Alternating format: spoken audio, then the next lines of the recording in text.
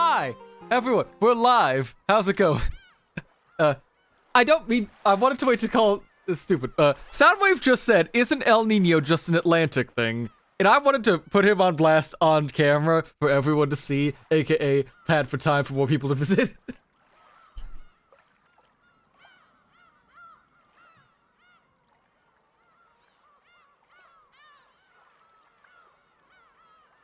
I mean, you're wrong, but...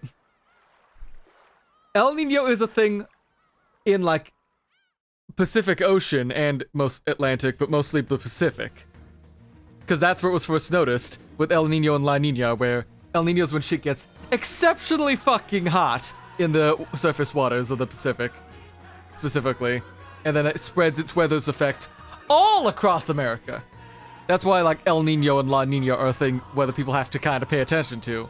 And why things are getting exceptionally hot around this time of year. You know, besides the whole climate change. Global warming caused by, like, oil companies and shit.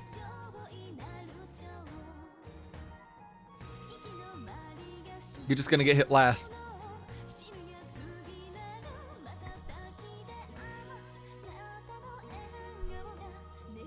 No? No? Well, you don't live in the perfect climate then, because that's not how October's supposed to be.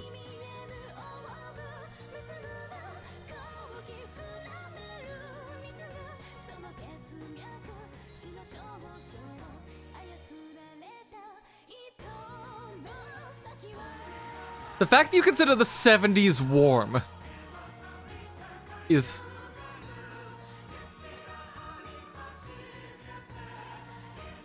How do you live that fucking far north and still... I'm fucking stupid, dumbass moron. Can't believe you. This is one of your worst takes I've ever heard of you. And it's not even anything...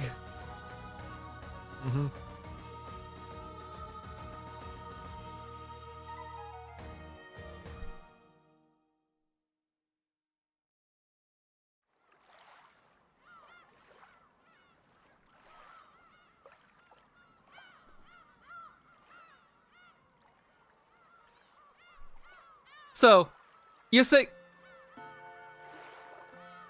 No. Is that audio coming from you guys? It's like... It's like a noise too. It's like... And like slightly cutting. What's that? It seems to have stopped, so something changed to fix it. I don't know what that was. That got very distracting. But counter thing to I was gonna say is like, why you're also fucking wrong. If I live in the south and everything's close to the equator, so it's supposed to be fucking hotter, why the fuck would I think like October is supposed to be cold and cool and mild, like 60s is the highest and like everything going down. If you live in the fucking north where it's supposed to be cold and ice, oh no, the frozen weather, the frozen beyond the ice wall with the white walkers or whatever the fuck you're on about.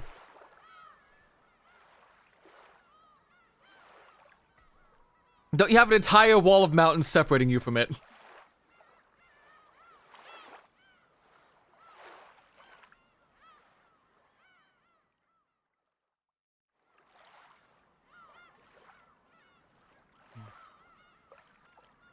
The fact the mountain range would actually affect, like, how much you actually get, because warm weather would get surface off and then affect the side closer to the ocean than much more than would affect anything about you. So it shouldn't be as drastic of a change as you're trying to say and claim. That's also true. I will give you that. Climate change is ruining everything.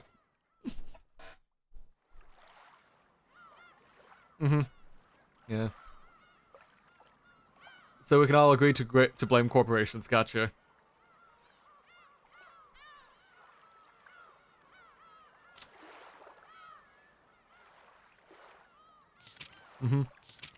Yeah, with the trade people and shit. Trading ships accidentally, like, cloud seeding and shit. Yeah. Yeah, factories, coal mines, shutting down everything of, like, green power with, like, nuclear and everything. Deciding that you know, Germany deciding that instead of having any nuclear power, we've just got to make the biggest machine the world has ever seen and tear up half the countryside to get a fucking black rock.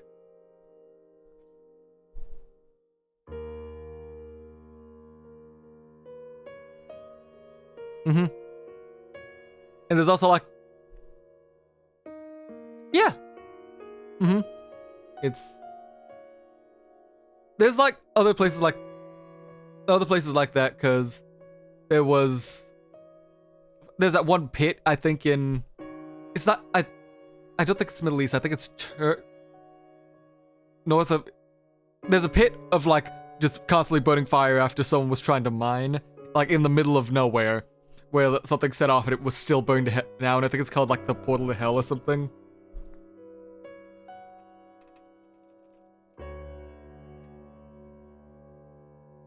So it's a gas crater in Turkmenistan.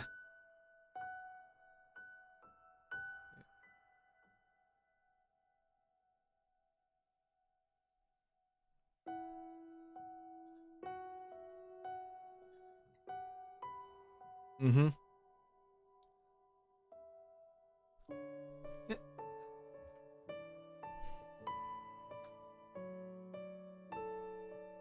Mm-hmm.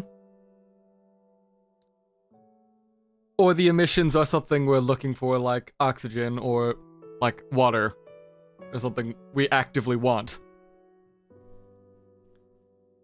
Alcohol burns cleanly, like hydrolysis stuff we're already looking for, or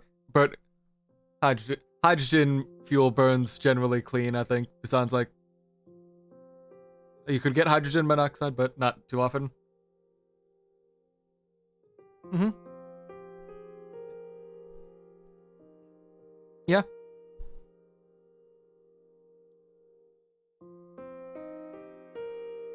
Okay, I'm seeing the noise thing coming from your end because Nobu, because every time you like stop singing for a bit, there's just like a and then cutting out. It might, maybe that might hurt. You've gotten half an hour of sleep here to make it everyone's problem. Fantastic, TiVo. How's it going? If you ever feel like joining the VC to make it everyone's problem even more, it's always open for you, but... right now we're just shooting the shit before we, like, run out of topics and decide we should actually, you know, play the fucking game! Oh, yeah. I think Australia gets fucked by more than enough things. El Nino isn't, like, a factor. Australia was already on fire. I don't think they noticed.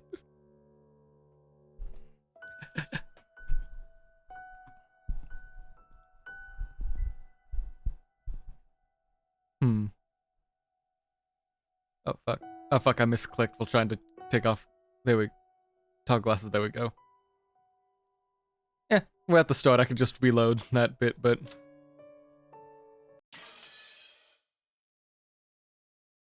Oh, that's a different load effect. If you want me out of bed, you have to pry it from my cold, dead ass.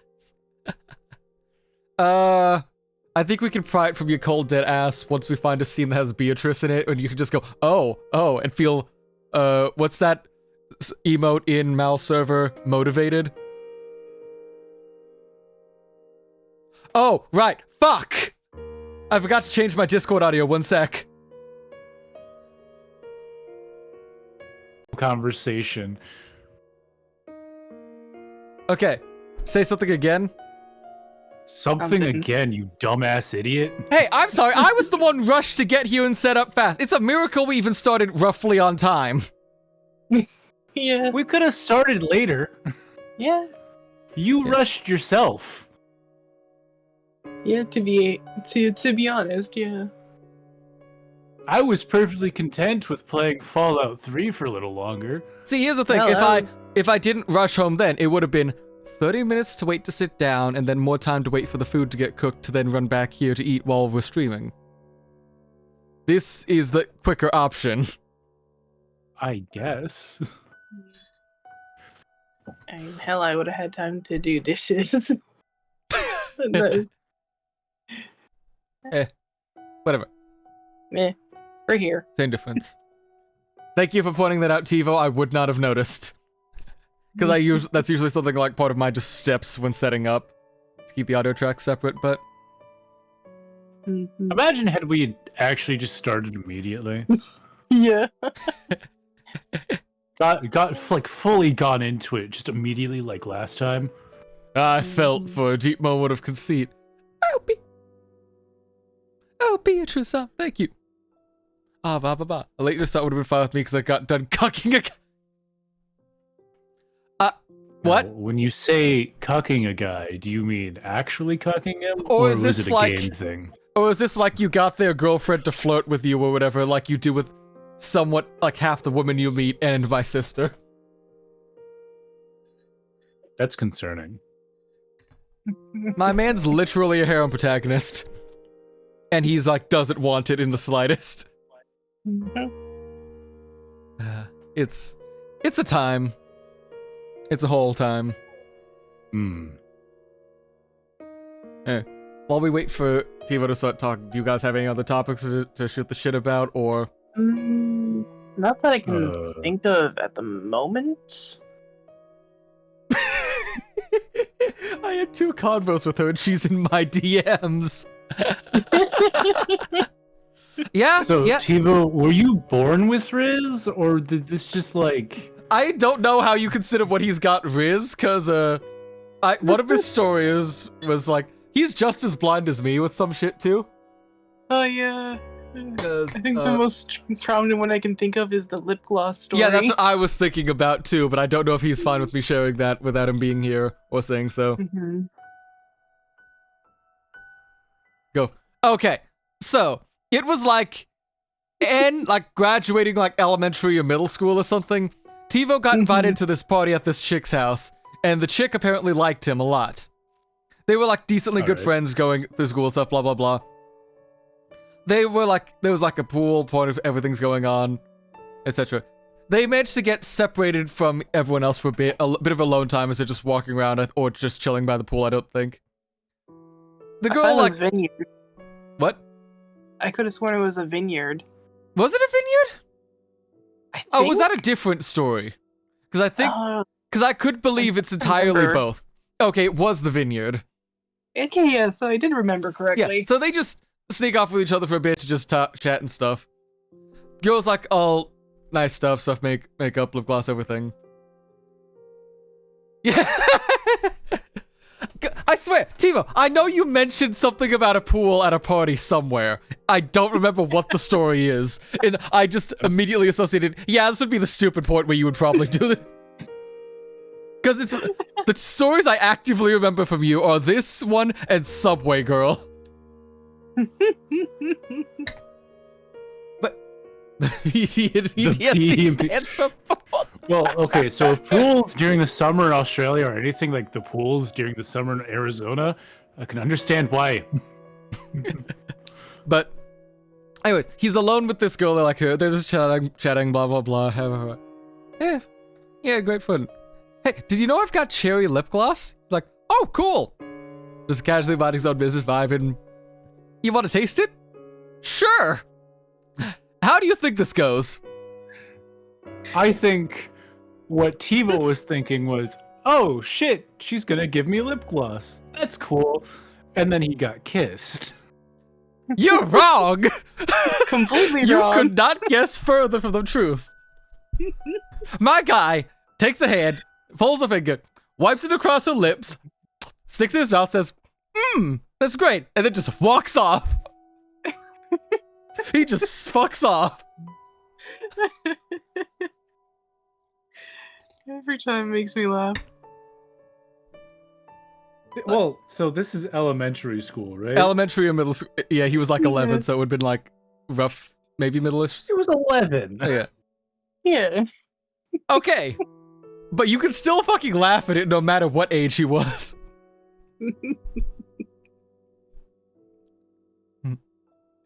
But yeah. I swear, you've got the best stories, TiVo.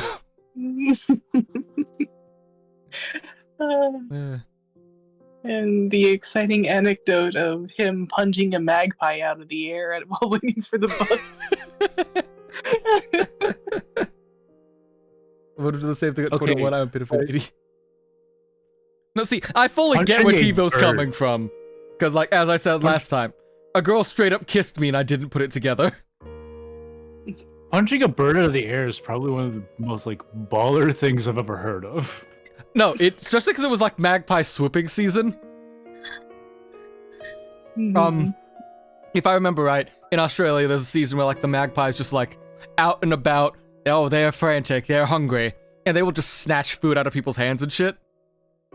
Yeah, not only that, but I think it's like one of the swooping seasons happens around breeding season, if I remember right. So they're diving to get food and shit to protect the nest and to fuck their girls.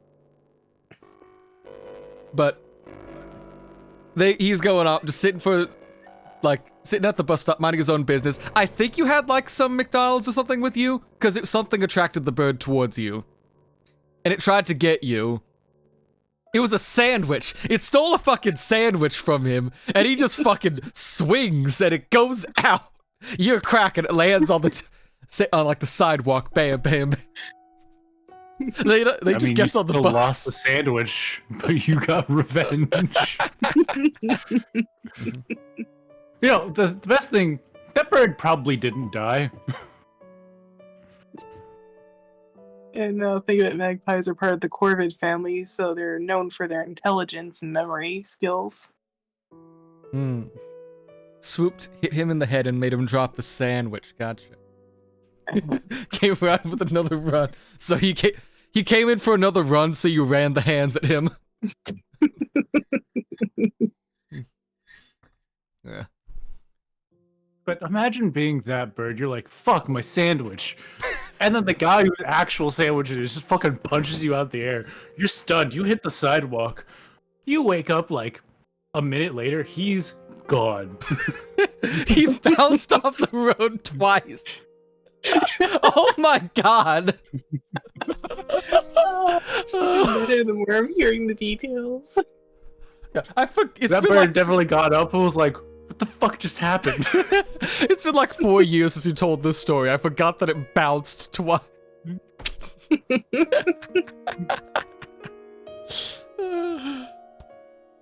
Right. It's been like 20 all of my minutes. stories with birds suck. See, the only bird story I've got is like a 5-year war I've had with a peacock. And that's not one story. I lost a tuna sandwich to a vulture when I was like 6 at the zoo because they were doing like their big show, and then like I've narrowly missed being shit on like 4 times. Mm-hmm. Damn. Yeah, the only bird story that I have is when I was like a wee lass, and basically my family was visiting a family friend in Alberta, and I was a young, stupid kid, and said family friend had a farm, and they had sheep, so, you know, ooh, fluffy sheep, and almost disregarding the aggressive ram and also aggressive rooster, and the rooster chased me and scratched my calf. Ooh. Yeah. Man, sounds like a cock. Real dickhead. Yeah, totally. Thankfully, though, the following winter, an icicle ended that rooster's life. Fucking damn! Yeah. He got fucking impaled? Oh, Yep. Yeah, an I icicle guess- fell on it and just like impaled it through the neck, apparently. what a way to go. Man.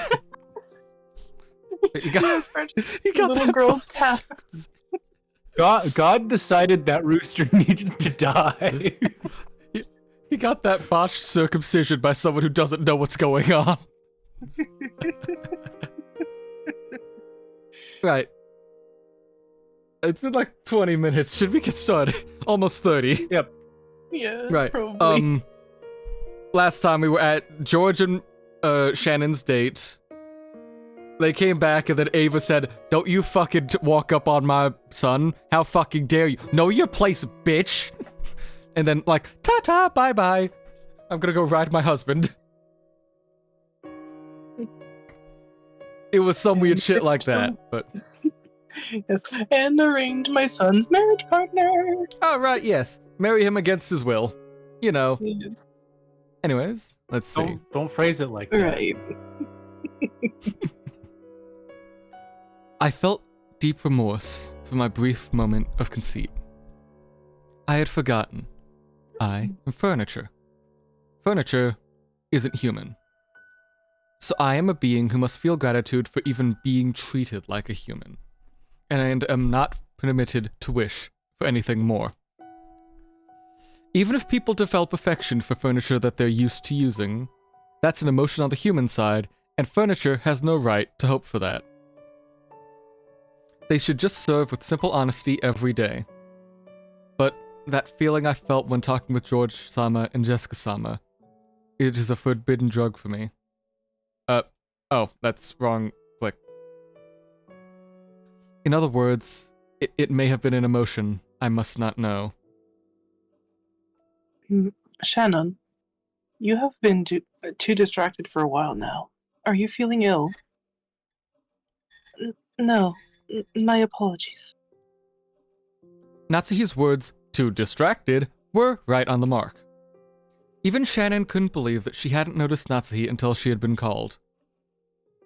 This was supposed to be the time she had to concentrate on cleaning. But she had just kept sighing and hadn't accomplished anything. Even if there aren't any guests, you must always be alert.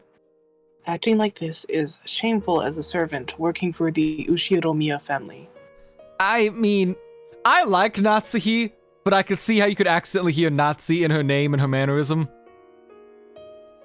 It's not intentional, but when she's not literally being threatened with everyone in her family getting murdered, she's kind of a bitch. You know, just Lil, but... Yes, I will take care of it from now on. The head and my husband will return very soon. Have you finished cleaning the study? Have you finished cleaning the staircase? My apologies. Not yet. Yes, I know. So I had Runan do it. Oh? While Another person. While you were plodding around cleaning the hallway, she finished cleaning the study and the staircase. Do you think they tell Runan to run on? Run, Runan, run! No, I'm such a sucker for puns. That was honestly It was terrible, right man. there. How fucking dare It you? was right there. It wasn't even great. That's fucking terrible. Disgusting. It was like the most mid pun I've ever made. That's not even mid. That's fucking bad. Mid Like- implies there's some quality to it. I got The bar Velvet was to on the laugh. floor. You can run on over it. Run on now. Run on, get! Get what, sir? Get Shannon and tell her to finish fucking cleaning. That's because I wanted to clean thoroughly, so it took some time. Shannon was simple and honest, so she would carry out her tasks seriously and properly, without any omissions. While you were cleaning the staircase, she was studying the blade.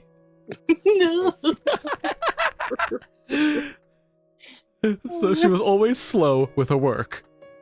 In contrast, Rudan skillfully cut corners where they could be cut, so she could complete her jobs with a result that looked similar to an outsider, but in a much shorter time. In other words, she was shrewd. You know, an actual employee that doesn't actually care about the business and just wants to get a paycheck. Like most people should. Cutting corners while cleaning something? Couldn't be me. Said the guy who definitely cut corners while cleaning things. Whereas I'm just the opposite. I'm actually thorough with cleaning up when it comes to the end of a shift. When you have an hour to clean the entire inside of an SUV, you cut corners. Mm. Mm-hmm. You make it look nice on the outside. Yeah. I mean, I still like cleaned it properly, but like there's some like steps I could skip.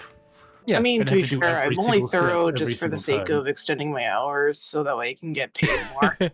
That's fair. That's fair. I was only thorough with cleaning, like when I worked at Starbucks, because I hated being like, they make you wear like the most uncomfortable like half-head headset to like answer the like drive-through and shit, and that shit would Yeah. always give me migraines and make me grouchy with people. And And whenever I tried to wear it in a different you way that would let me that. not get the migraine, I got bitched at. Mm-hmm. And it's like, You're Yeah, not I allowed think to I wear a remember hat. you mentioning that in the past. you can, but like it wasn't very helpful, and I don't like wearing many hats. But so I had to even like argue with the guy who basically just kicked me out one day and said, "You clearly acting like you don't want to be here. You know, at a day job for fucking fast food." And he wasn't even a You're manager. acting- He was like the current shift lead. You're acting like this is below you. It is below me. You have told me before, like, figure out ways to, like, not make people think, like, I hate them and I'm angry at them when I've just got, like, a small migraine I'm working through. So I'm trying to handle that. If that's too much of a fucking problem, fine. Thank you for the excuse. I've got a job interview later today. I will quit.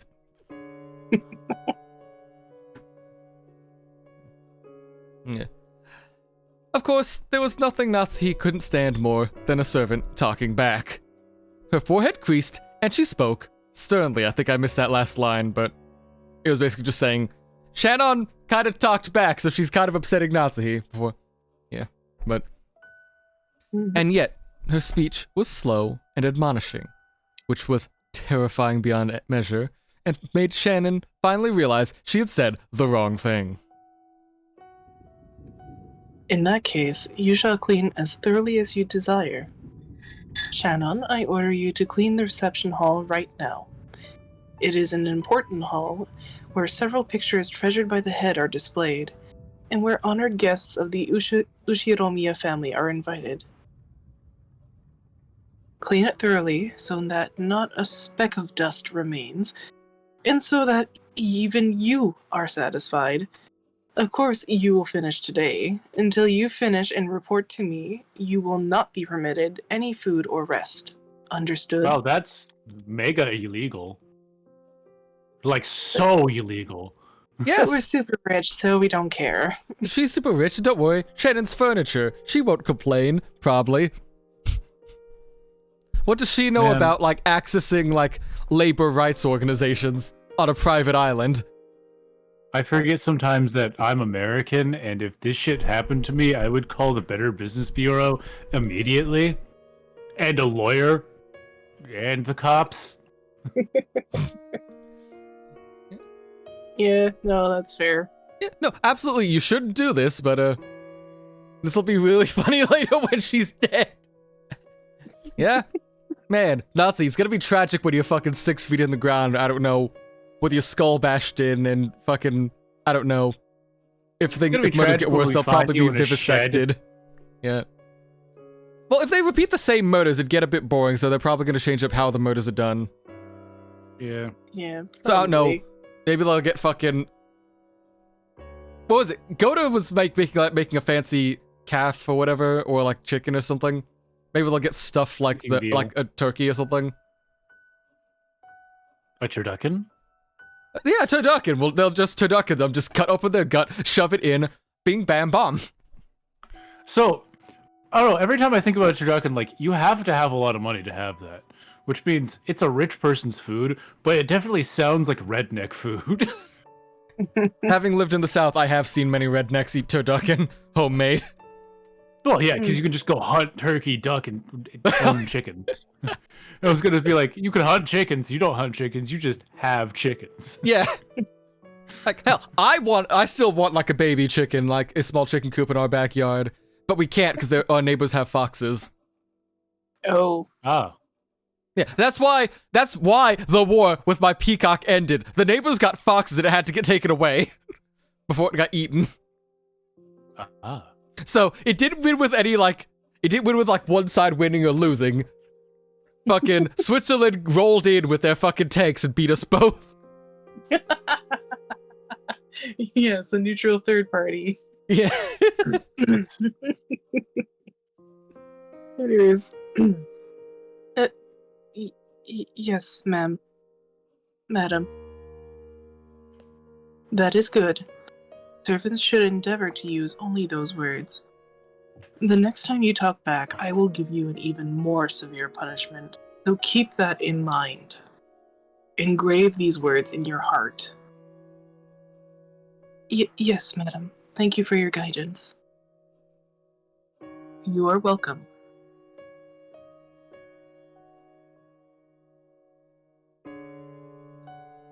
Natsuhi headed off down the corridor, making a gesture as if her headache was troubling her. Once Shannon couldn't see her anymore, she hung her head and sighed. This happened because I let thoughts take me. I might be bad at everything I do, but I should be able to at least carry out the cleaning as well as an average person can. Right? I can't even do that properly. It's so pathetic. It's making me cry. I don't like seeing a Lenny face pop up in the corner of my eye.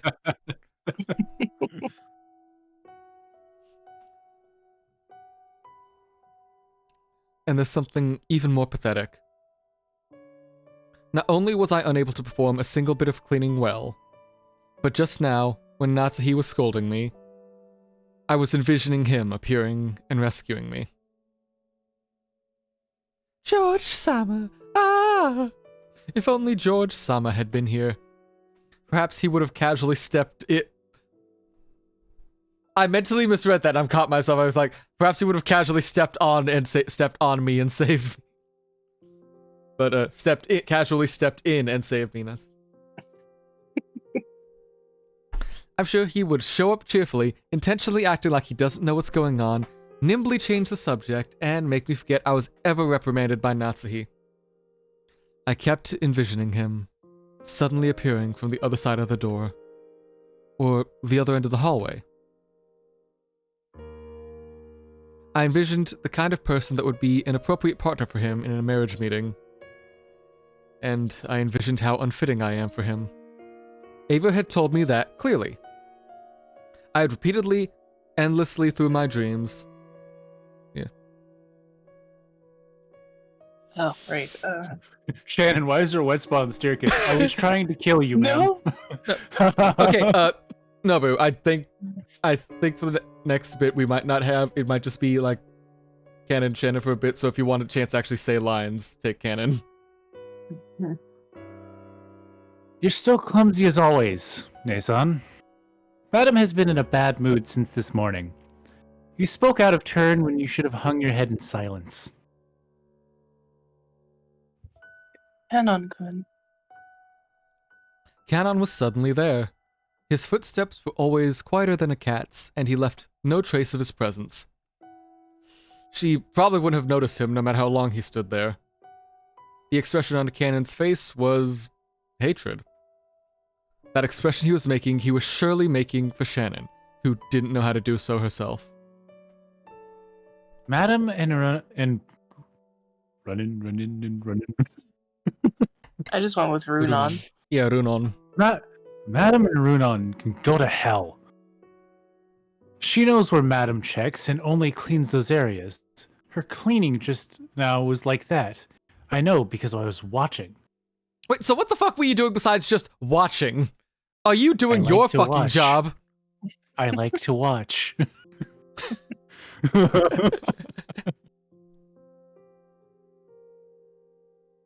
She wasn't cleaning. God damn it. She You're too wasn't heavy on that cleaning in accent any there.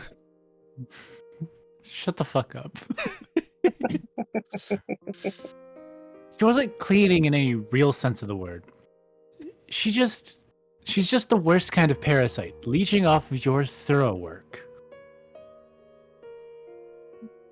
You mustn't use such dirty words. Dirty words pollute your clean soul, Canon-kun. So, don't use those words in front of me, at least. Alright? Really told him to watch his mouth. Ha! Please, Canon, I'm the one in charge of cleaning. Don't make me get the soap. Canon was Not the acting very soap. sulkily. It was a dishonest reaction, very like Canon-kun, but I was happy. But Nachan, she be a cunt. Damn. He got angry in my place. Cleaning the reception hall will be tough. I'll help.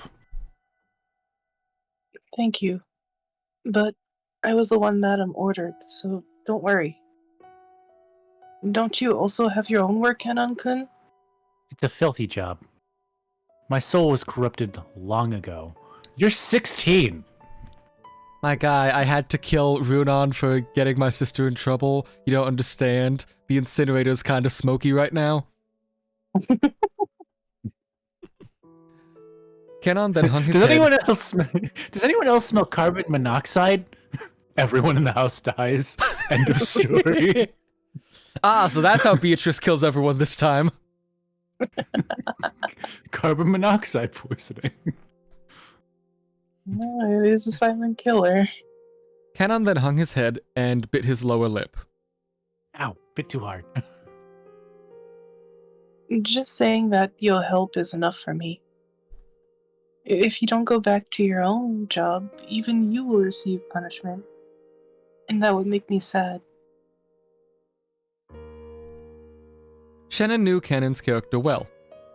Sometimes he didn't reflect on himself. If I don't refuse forcefully, he will help me even if it means neglecting his own job. Kenon was a little sad that his favor had been rejected, but he realized that, in the end, going too far would also cause her pain, and he gave a single, small sigh. Fine. Do your best, Nason. Yes. Besides, I am also partly to blame. You aren't at fault at all, Nason. No, I am. So go now. Run on. I'll Kenon's kill her. face. Okay, I'm going to just go, see if we have any cement in our shed and have a nice talk with Run-On. Hey, do you know where we put the 12 gauge? I'm gonna go have a talk with Run-On. Kenon's face... Hopefully she doesn't have any sentences for me. Kenon-kun's face showed that he still hadn't completely accepted it, but he stopped being persistent and disappeared. Even though Kenon-kun had given me words of comfort when I was down, even so, I was still dejected, because it hadn't been him. My darling George-sama. That was, simply, a sin. Far beyond any dream the likes of me could be permitted to see. Know your place. Did I just say Kenon-kun? No? Question mark? I don't think You so. definitely said Canon Coon. Kenon-kunt? Kunt? Knut? Really? Shannon, who had neglected breakfast, was already starting to feel her thoughts attenuate. But if she didn't finish cleaning the reception hall, she couldn't receive Natsuhi's permission to eat. The cruel Natsuhi had surely told the kitchen of that. I had to respectfully receive Madam's punishment. That's right. My position in the world is furniture, and I had been intoxicated by a dream that is beyond me.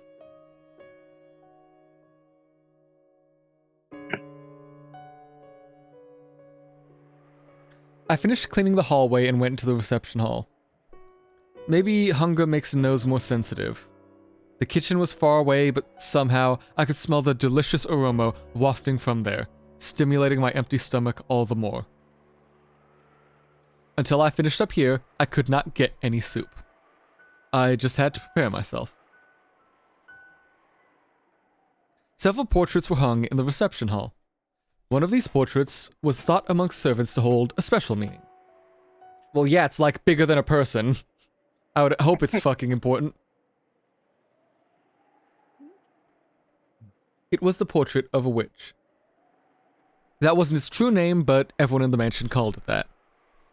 The name of the woman with elegant blonde hair drawn as the subject of the portrait was Beatrice. It was whispered that she might be the former mistress of the family head, Kinzo, and that she was also the great witch who gave Kinzo his legendary gold. The witch, Beatrice, master of the night on Rokkenjima. She was gracious to those who respected her, but she would always curse those who made light of her. It was in Shannon's character not to neglect rules and beliefs such as those. So she thought of the portrait of her other master as the person herself and always treated it carefully, treasuring it. And it had become part of her daily routine to talk, inside her own head, to the witch who only existed inside the portrait. She was furniture. Furniture That's doesn't some cult complain. activity.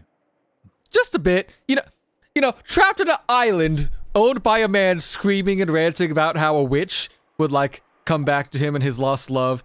Also full of, like, absinthe and mercury and, like, occultic texts. Possibly mercury. There's other chemicals that make that smell that can cause hallucinations. Mercury was just the first one I thought of.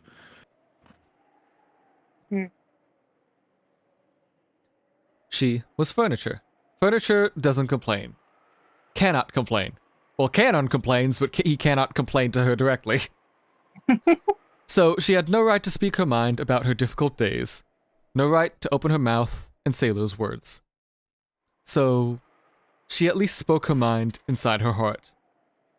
Though she couldn't say aloud, she spoke inside her heart and protested to the formless witch. Of course, the witch didn't answer. She never consoled, and she never laughed it off. Shannon could only interpret that silence as she liked, as though the witch was at least listening attentively. Thanks for the posture check, Malix. I was already sliding down to, like, sit on my neck like I usually do.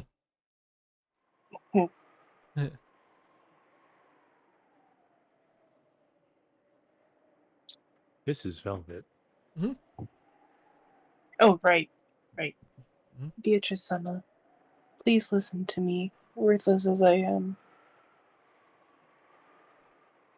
As Shannon wiped the dust from the witch's portrait, she spoke inside her heart. Just as Eva-sama says, I am truly an incompetent and uncultured furniture.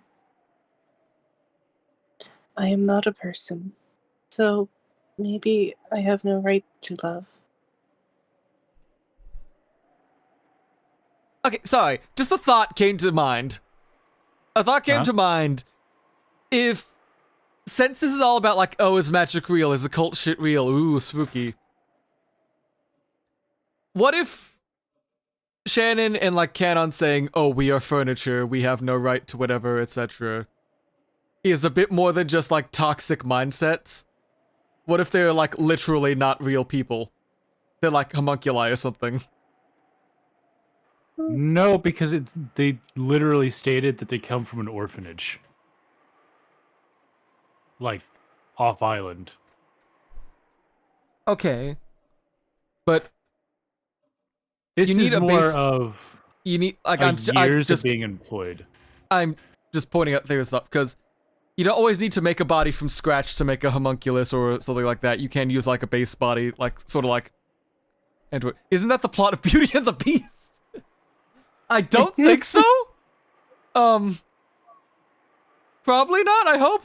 But, like, I'm just saying, like, if this is going with other, like, random occult shit, people, like, that look real but aren't actually, like, born as people or something is a thing that could pop up then. I don't think if it... Unless it's explicitly mentioned, I don't think that's going to be a thing. I think the furniture thing is just, like, the toxic work environment thing. I think that's definitely a big part of it, and, like, it's just, like, a random thought that came to my head. But I'm also thinking, like, we've already got one person in the afterlife claiming to be a witch, already murdered everyone a second time. And we've got, like, a second run-through in this, so even if it's not magic that killed people the first time around, there's supernatural shit happening.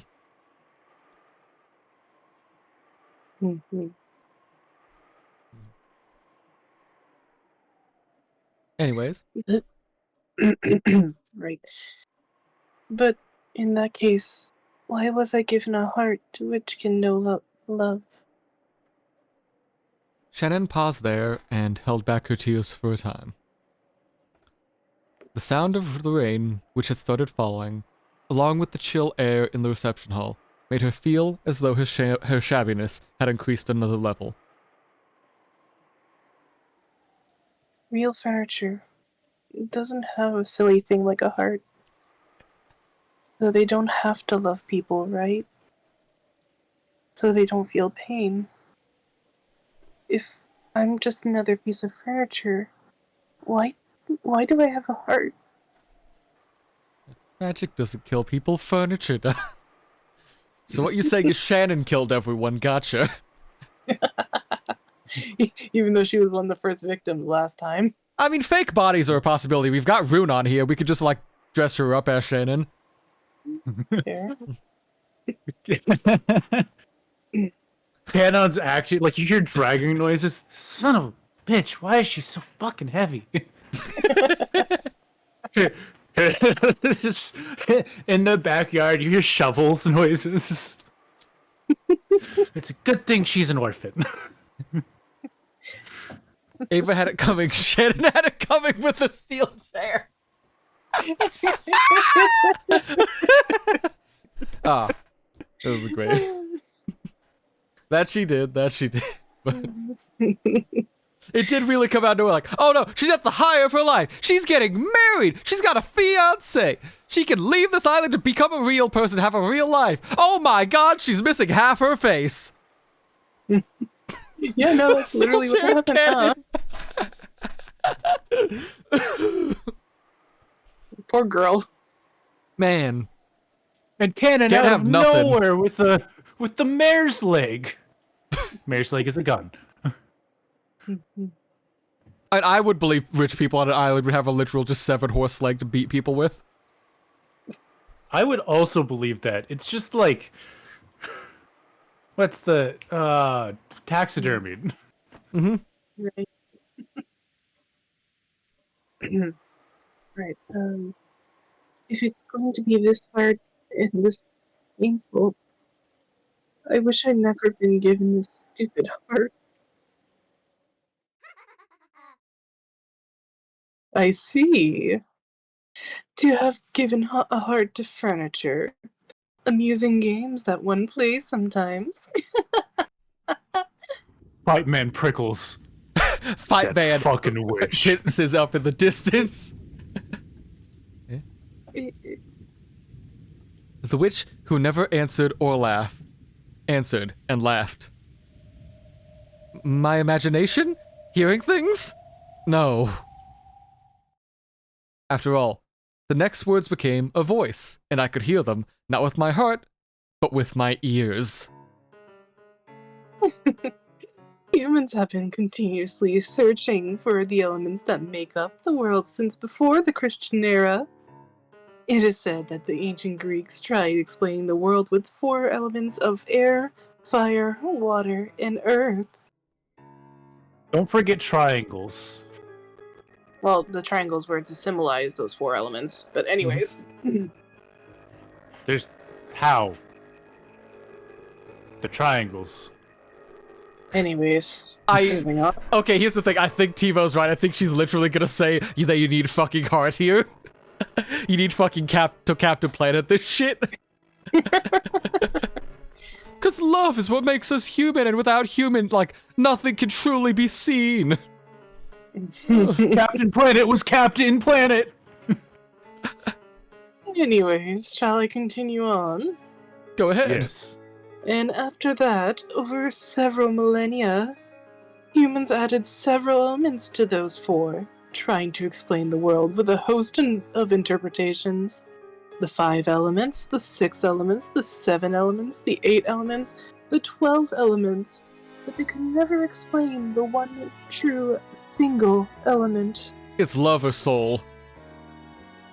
However, a single man appeared by the guidance of a star, and finally explained the single element that makes up the world. Do you know what it It is. Oh God, literally saying Jesus saying to love each other is literally.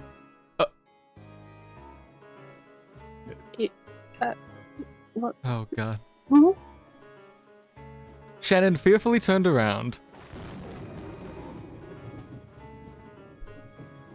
Up. There Right you go. there, she existed. Not as an illusion, in reality. The contrast made by the lightning made it clear that this was not some daydream. God damn it! Okay, but TiVo. Wood.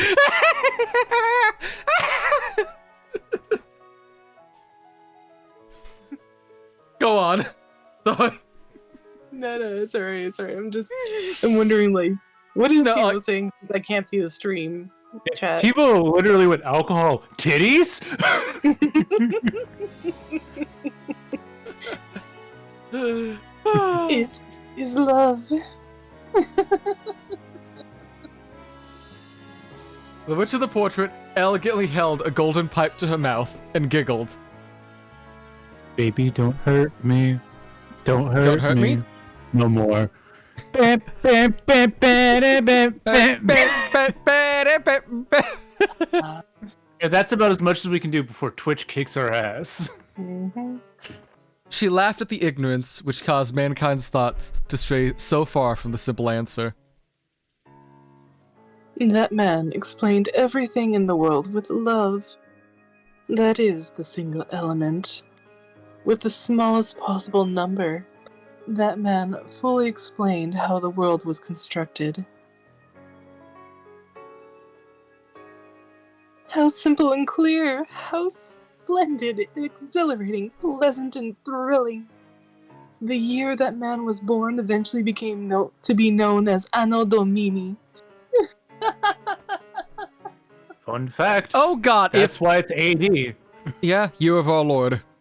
Is up, Yep. but okay, if it is literally just love is the reason everything is happening and shit, I am feeling so much more like suspicious that Rosa is involved, and she's trying to do this to like. Thank you, Jesus, for visual novels. Thank you, Lord. Yes, thank you, Jesus, for discreetly Google's what that one like furry visual novel you played on for us in Discord was. Thank you, Lord, for the Nekopara series. Amorous, thank you, Jesus, for giving us the Amorous, where we can watch like furries get like railed in their ass or something. I don't know what's in that game. Did you just hit the snooze? What? Someone just No. snoozed the ads, and it wasn't me. It definitely wasn't me, me. It might have been TiVo. Oh, I wasn't okay. aware I could snooze ads. Yeah, sorry. I was trying to I'm trying to plan out like when the use snooze, but thanks for using it, man. I was just giving it. Anyway, yeah. Actually, where the hell did you do that? I don't see it on the mod queue. What the fuck? Yeah, I don't either. Where the fuck did he find that? Fucking witchcraft here. Yeah. Apparently. Or is it because you're an editor, I think? Just so you can have access. It was just in the chat. Okay, it might be something like that, but... Yeah, I only get 3 of those snoozes like every hour. Like, we get a... It's like a command seal. I get 1 every hour, so it's supposed to stack up to 3, so... So an FGO command seal, not a regular command seal. Yeah. Except you get those at 2 every day. Okay. But still. 2 my time. The point is they regenerate anyways. Yeah. Yep. What you're saying is you have power, yeah.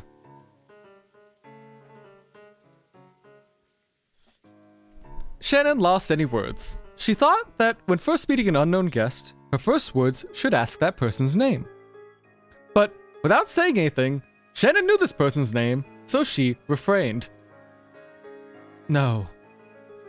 Surely, as a person of this island, asking this person for her name would be the greatest disrespect. Because she was the other master of this island in addition to Kinzo. Beatrice-sama. Indeed, I am Beatrice. I heard the jingle. Characters. Oh. And she's back. She's been added to the list. With Everyone else. wait, she's next to Ava. That's like, I think she's also under Kinzo, so Yeah. there's so many other Yep. like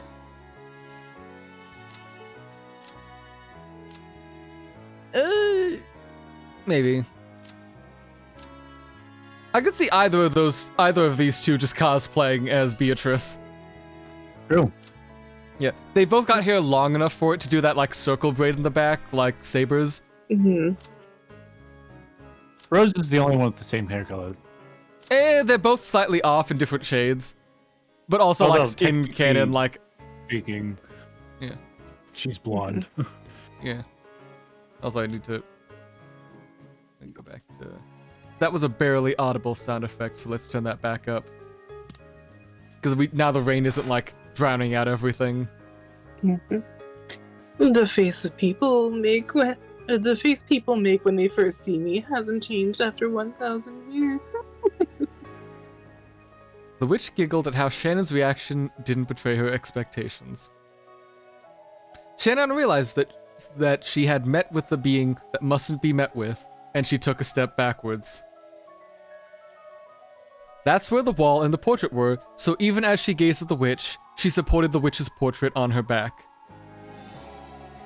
Your worries are due to love, which is the single element of the world.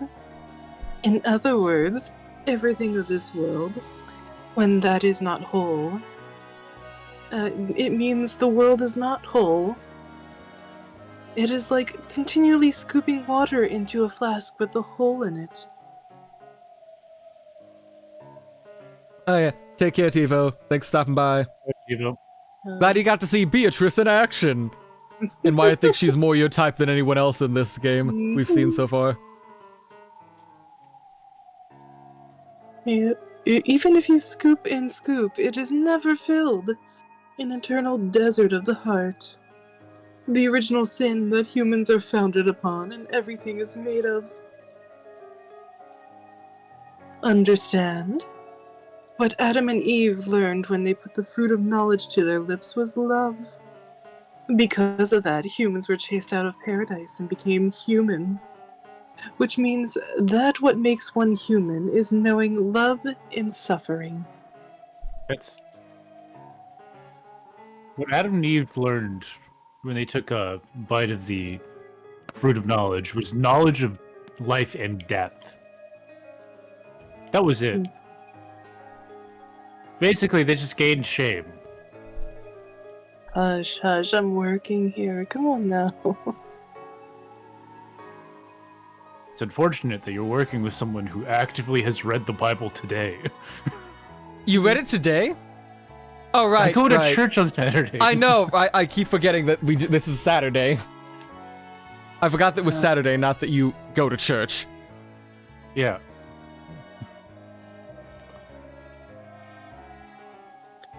Girl of kind heart, you should be proud. Now that you have known it, you are no longer furniture. Now you are human. I recognize that upon my name.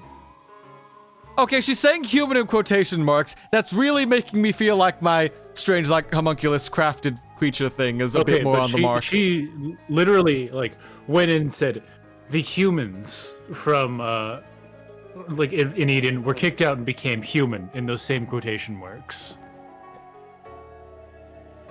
Yeah. Which implies that none of us are human, said the horse. Yeah, I don't know why you're fucking talking.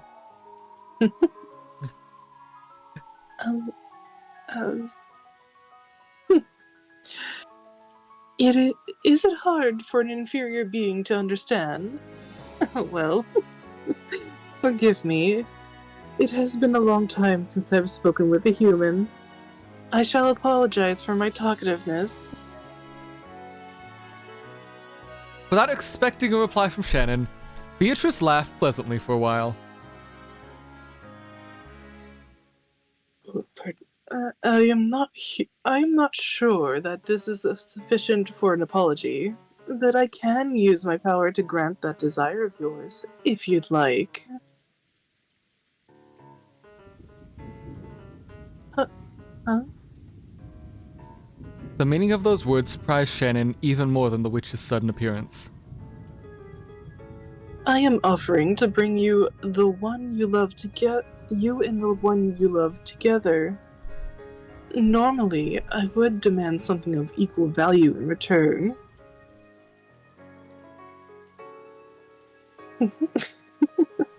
I am in a good mood, and you have never failed to pay your respects to me in the past. That is worth something rewarding. Or you're lying and you're setting up so that Shannon and George are going to be the couple that get murdered on the second night. You want to have a couple on the island so you can kill them. I mean, So you're just giving sense. yourself more toys to play with to pick and choose your murderer subjects.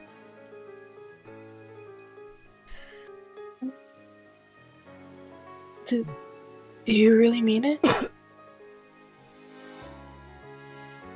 Normally, Shannon would have been shocked by this guest who lacked realism, and wouldn't have even been able to speak.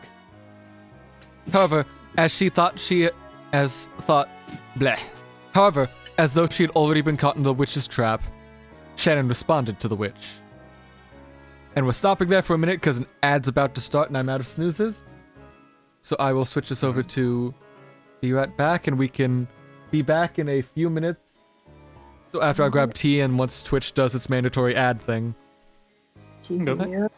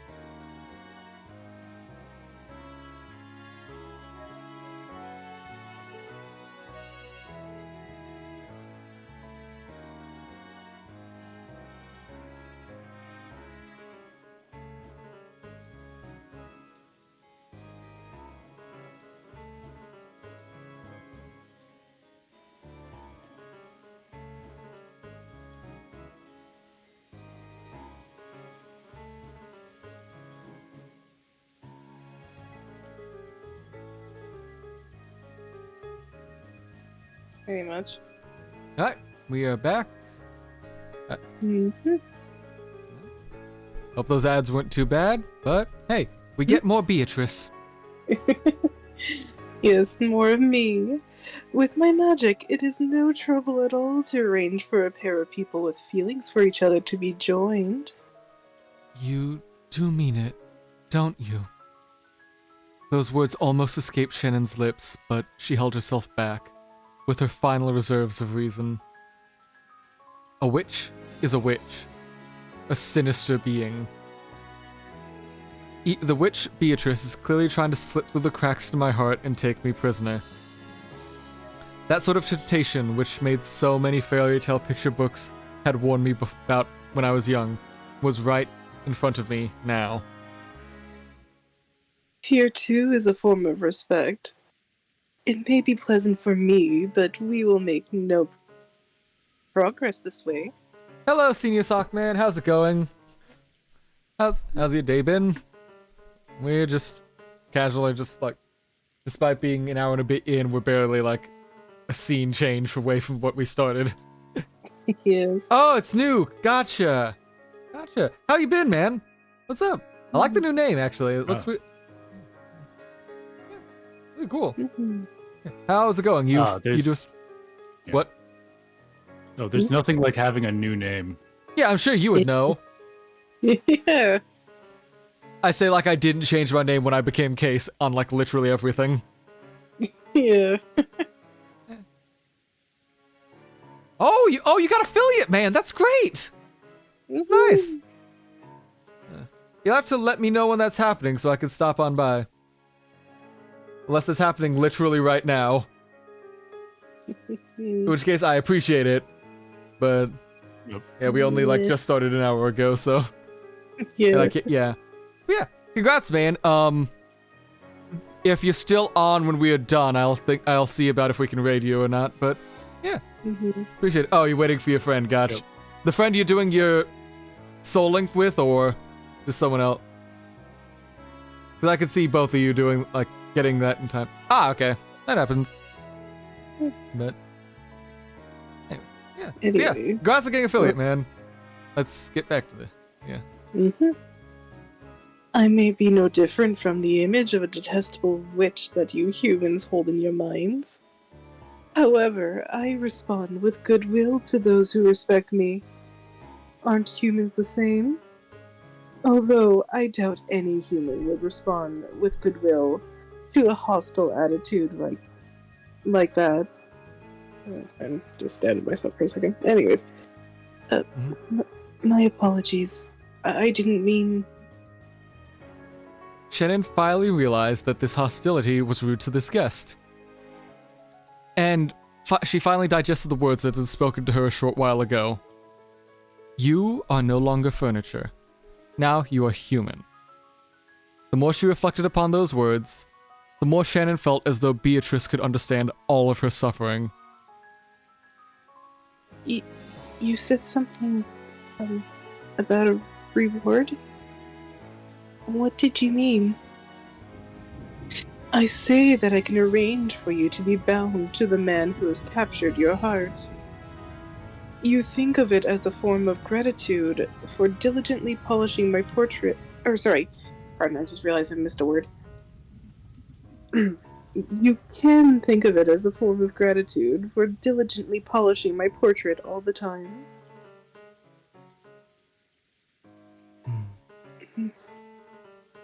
Calm yourself. I ask for nothing in return. I am generous. However, though I ask for nothing in return, I do have a request. Look, here it comes. The other Shannon inside her heart sent her a warning. This is what she had been so often warned about in all those scary picture books she read when she was little. Do you know of a small torii and shrine that have been constructed on a reef in the ocean near this very island? Shannon immediately remembered it. When he reached Rokkenjima by boat, there was a torii and a shrine on a reef which was too small to even be called an islet.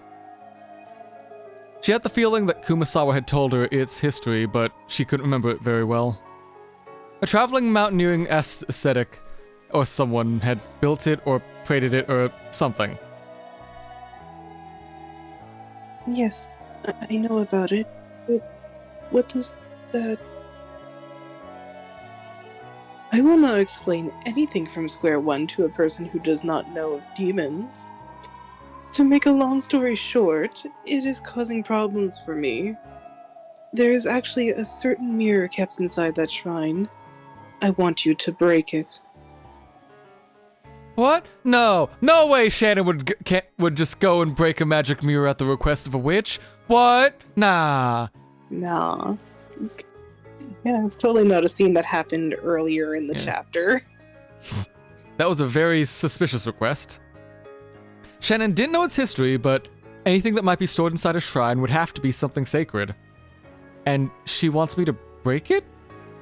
Why would someone as powerful as a witch be unable to do that herself and be asking a human for help?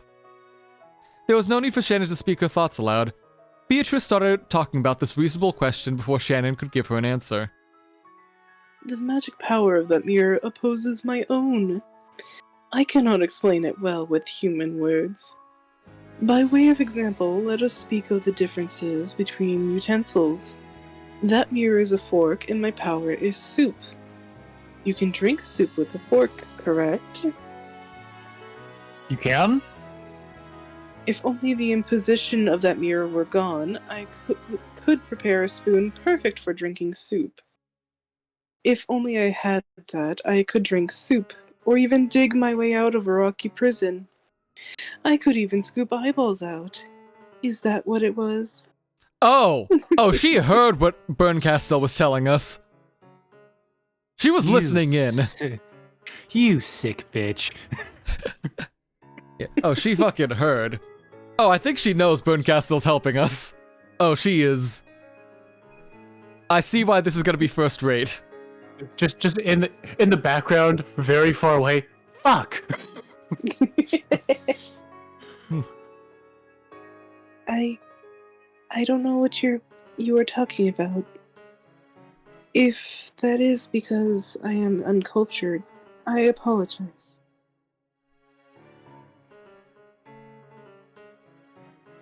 It comes down to this. If you spare Oh, fuck. the... Misclick. Careful now, I might curse you. Anyways. If you spare the effort to break that most vexing of mirrors for me as a reward, I will grant you your wish. Speaking of being cursed by witches, case save. Oh, right. Yeah, you probably should consider saving. Fine.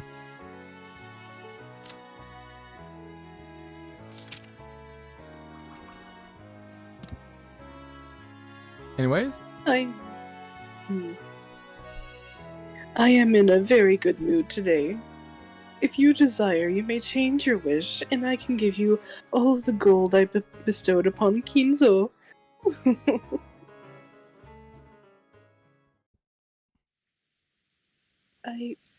I will have to decline. What did you say? When she heard Shannon's words, Beatrice realized for the first time that her expectations had been betrayed. If there is a reason, tell me. If there is a misunderstanding, I shall resolve it. I don't really know the reason, but until today, the island has been at peace and nothing bad has happened. So, even if I don't break the mirror, the peace that has existed until today should continue into the future. Oh? I see, I see. That is quite right.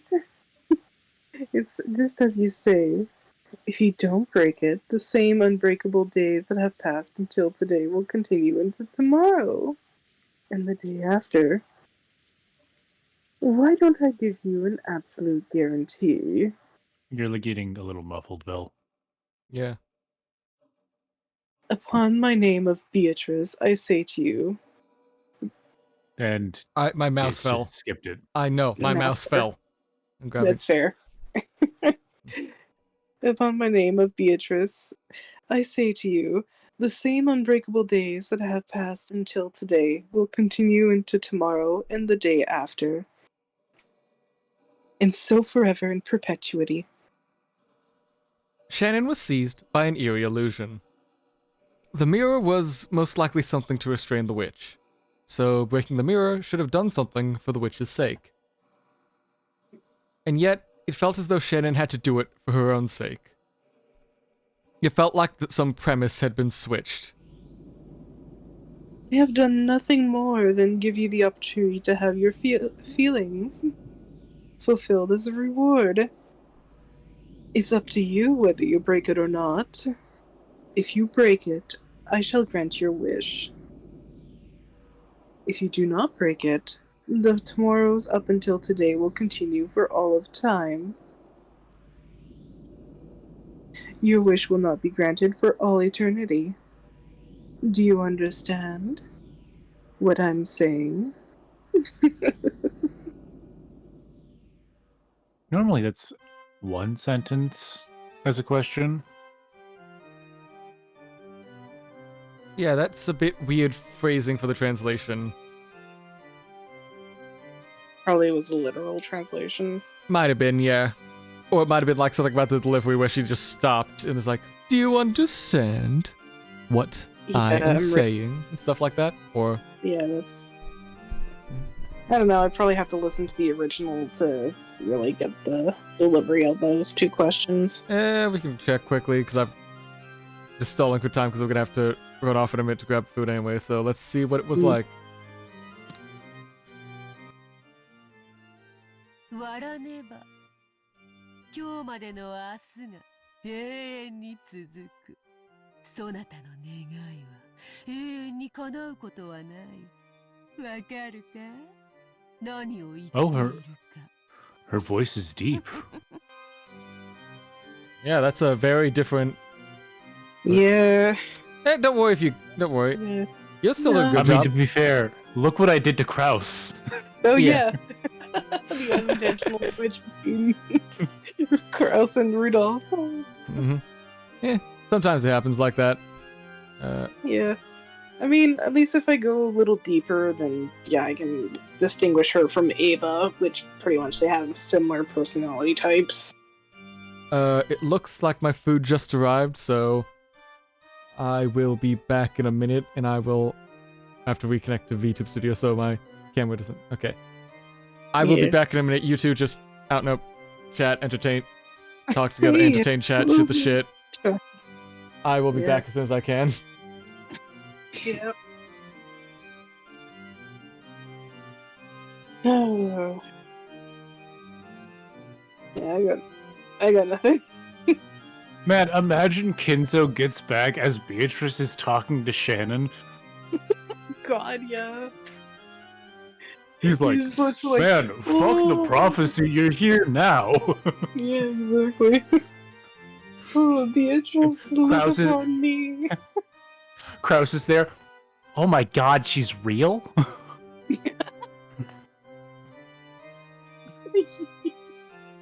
I can already see his face. Battler in the distance. No, she's not fucking real. She's just some broad in a costume. He's just some broad in a costume.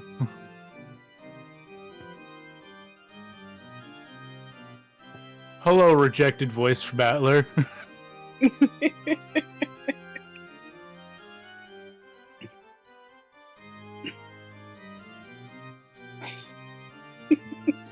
But again, if Battler was Kraus's son, imagine But that. Dad, imagine. There's no witch. There's no gold. He lied to us. That's what I've been saying. Yes. So we gotta kill the old man.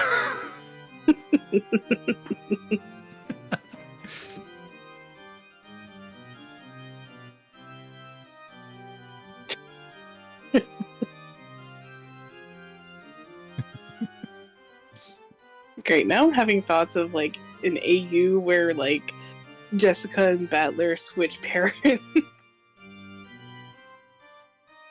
You mean have equally unhealthy, like just have the exact same relationship, just different unhealthy parents?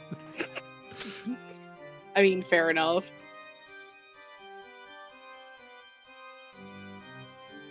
And Actually, AU, where all of these people have healthy relationships with their family members. oh yes, the best AU.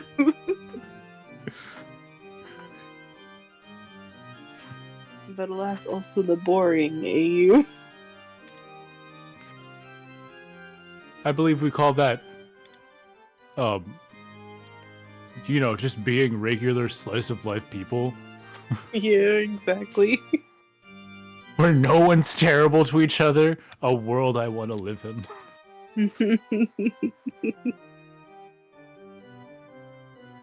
And I can't help it. Remember that I had a fleeting thought earlier of, imagine that Umineko had a Carnival Phantasm-esque spin-off. That would be funny. With Higurashi. I mean, yeah, oh god, yeah, no, I just remember that Higurashi did have a season that was basically fan service. Kraus walks in. Why are these children murdering each other?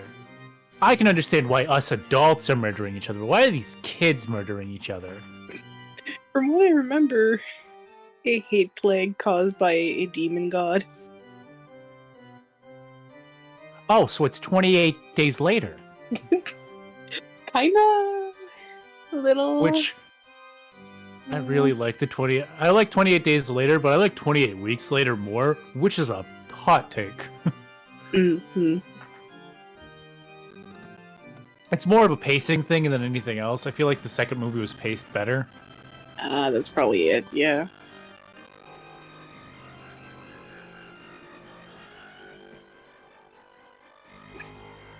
But yeah, no, the fan servicey part I was thinking of Higurashi and I probably shouldn't say it on stream. I am back. Hello. Welcome back. I am back with. Apparently, they went out to a steak place. I've got a steak, broccoli, and fries. Nice. Yeah, so I'm. I don't think I've ever had steak and fries in the same meal. Really? I think I've had it once or twice. Well, it's more like if I'm gonna have potatoes with steak, obviously steak's being made at home. So it's either like mashed or it's like the just like Baked. whole little potatoes. Mm-hmm. Yeah. Well, we got the fries because they're like cheese fries you can get. Ooh, that Fries, sounds cheese, good. bacon, and like whatever like crack they put into the Outback Steakhouse ranch dressing. It is addictive. The one time I went to Outback Steakhouse, I had the blandest burger of my life. Well, yeah, you're going to a steakhouse for a fucking burger. I don't have money for steak. That's fair. But you should try. Was it But you would expect them to be good at making the burger because it's the same type of meat. Mhm. You can make burger meat out of steak. That's a waste of a steak. But I know what you mean. But I'm like, Mhm. That makes good. It makes good burgers. it does. It just. Anyway, but I am gonna quickly enable on stuff, then we can get back to it. Mm. But if you going, I don't recommend like the burgers, but I do recommend their. It's like bloomin' fried chicken or whatever. Oh, They use whatever they use for their blooming onion appetizer as like breading for fried chicken. oh, okay. Yeah, I was like, wondering about that. I Anyways. also, when it comes to like going out to a restaurant, I'm more likely to go to like a Red Robin if I'm going to fair. like a chain sit down. That's fair. Yeah. Mhm. Mm-hmm. Anyways, One sec, let me swallow and then. Yeah. And last thought was just that I realized it's been a while since I've like had a rack of ribs. Yeah, it's been a minute. Mm-hmm. But anyways, made a rack of ribs for 4th of July. Hey. I've eaten something to have food in me for the first time today, so let's get back to this. The witch was telling her. She was pressing her, saying to break the mirror if she wanted to be joined with George. And she was declaring that if she didn't break it, then her feelings would definitely never be fulfilled. Please, stop it. I don't want to hear something like that. To cause you pain was not what I wanted. Well, feeling madness from love is the best thing about humans. You should enjoy that emotion to your heart's content. However, if you wish to borrow my power, you can break that mirror at any time. And you can yell my name and awaken me. I will definitely keep my promise. This way you should have no complaints, right? I won't force you to decide right now. I take it that is easier for you. Was this deal ultimately something she could feel at ease with? Definitely not. To Shannon, who was burning with love, tormented by passion, being tempted forever by a way of escape was a far too cruel a trial. I won't set a That time pipe- limit, I promise. What? That pipe seems a little small for tobacco. Well, it's her wand, so... Also, it could just be anime Well- stylization. I guess. Yeah. Because, if anything, I think it's like similar to a kiseru pipe, so you just put some tobacco in the bowl, light it up, and then you know. Well, that's how you do regular pipes. So just like I'm used to seeing like the thicker like Sherlock Holmes like wood pipes. Ah, yeah. Yeah, no. Again, this is clearly a more of a kiseru type pipe. Yeah.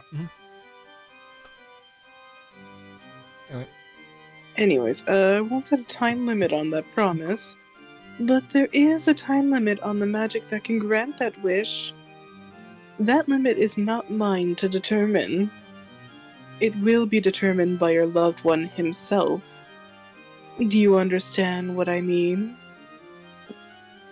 I don't know. The limit is the time your loved one chooses the person he should pledge his love to. I am a witch, but I am not a demon. I possess no spell which can tear apart two who love each other, you see? That's some genie-ass bullshit. I hear that your loved one will soon be attending a marriage meeting. You may have stronger feelings for that man than anyone else in the world. However, that doesn't mean you are the most appropriate for him, does it?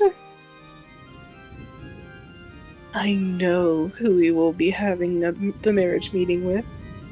That girl is the most suitable for Ushiromiya George in the entire world. She came from a good school, achieved good grades, and has composure and prudence. She is more beautiful than you, wiser than you, more suitable than you.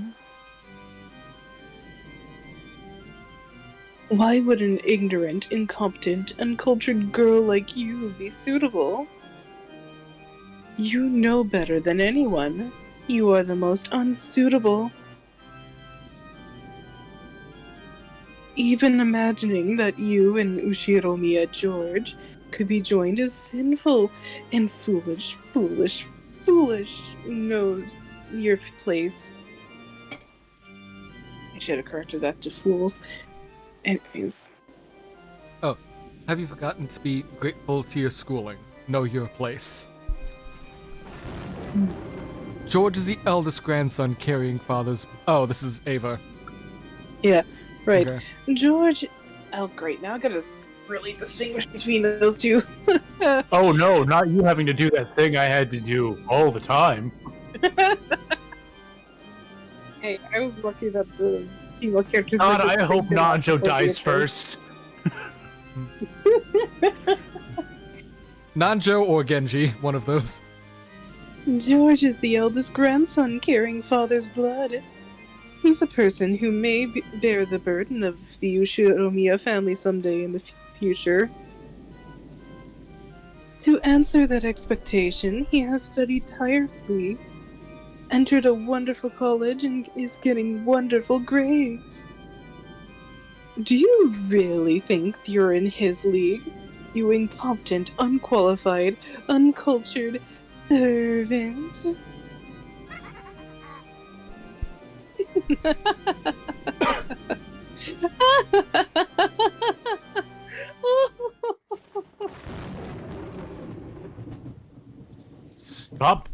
Stop it.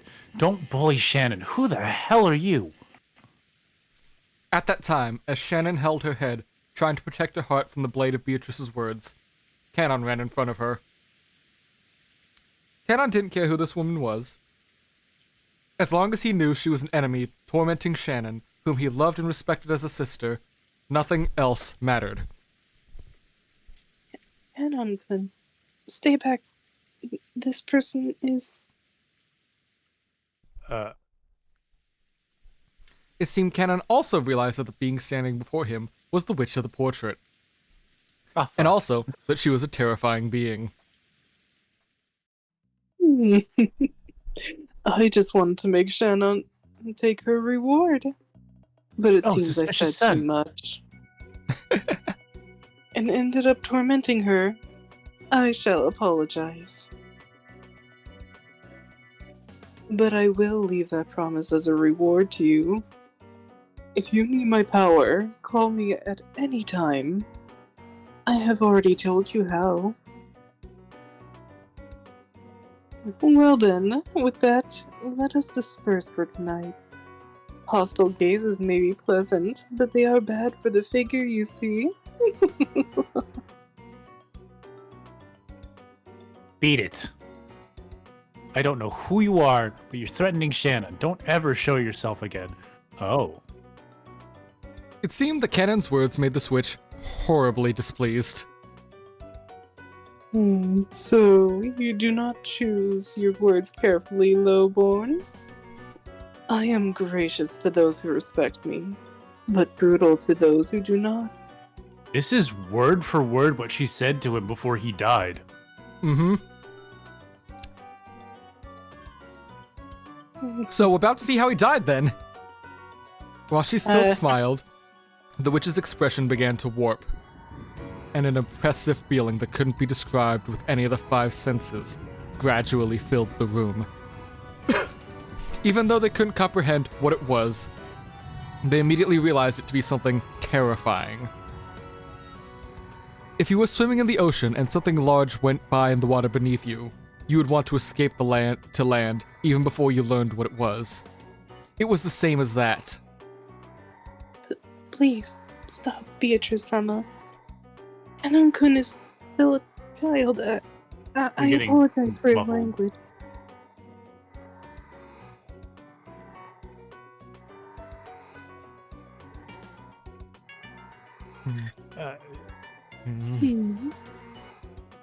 Canon blocked the way to Shannon at the risk of his life. There was a tense sweat on his forehead. In that moment, the witch certainly held Canon's fate in her clutches. She didn't even need to move one finger. She had Canon's fate so readily in her grasp that she could crush it completely with a single twist of her own smile. Canon also understood that,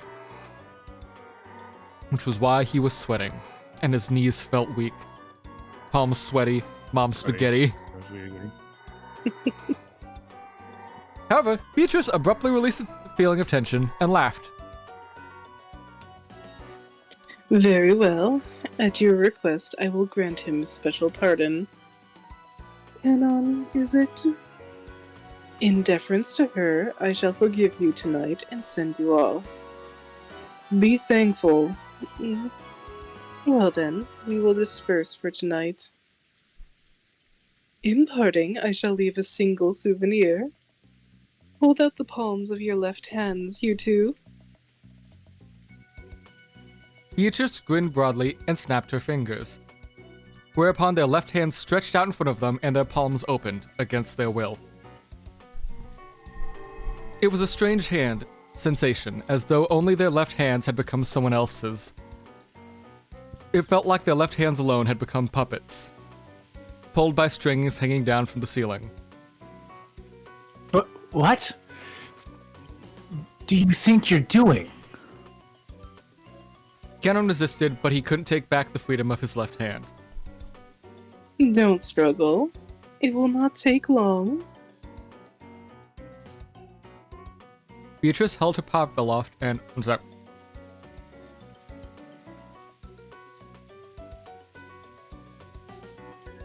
Bad time to take a bite, sorry. No, it's alright. Beatrice held her pipe aloft, and from inside the smoke, gold-colored, sparkling dust hovered in the air. That glitter eventually became several gold butterflies. The beautiful butterflies danced freely throughout the reception hall, creating a fantastical and beautiful world. And two of the butterflies alighted on the palms of Shannon and Cannon's hands. Ah! Ouch. There was a sharp pain, as though they had been burned. When the two of them tried to examine their palms, there was no trace left of that inability to move their bodies, which had been there until a second ago. Bruce. What is... On the palm of her hand, a small burn mark had been mazed, the size of a pea. Furthermore, it was shaped like a butterfly. What is this supposed to be? Apparently, Cannon had the same bruise on his hand. He stared at the witch hatefully. It is a simple greeting. I have no hidden motive. It is nothing more than a bruise, though it will heal in just a few days. It requires no treatment. That is a mark so that tomorrow you will not forget that I truly was here, and that I made a promise with you. Getting a little muffled. Ouch. What the hell? Sorry, I'm just like trying to puzzle what exactly is causing the muffledness. Either was bit trying to rate or like the direction you're speaking into your mic, probably. Probably the bit rate, maybe? I don't know. Maybe, but... Anyways, the impact of meeting with me is strong. Sometimes at the next morning, people try to think of their meeting with me as a dream or an illusion. You should think slowly and carefully, Shannon. And you should probably take a good rest. Look at my mark tomorrow morning and try thinking again. I shall not force you into anything. You should freely decide your future by your own will. However, to think that the object of your desire can be granted for such meager compensation, it would annoy the great artists who write play about blighted love to no end.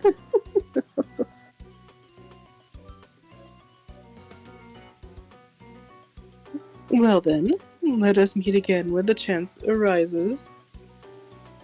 It truly was entertaining to have a conversation again after so much time. Farewell, furniture.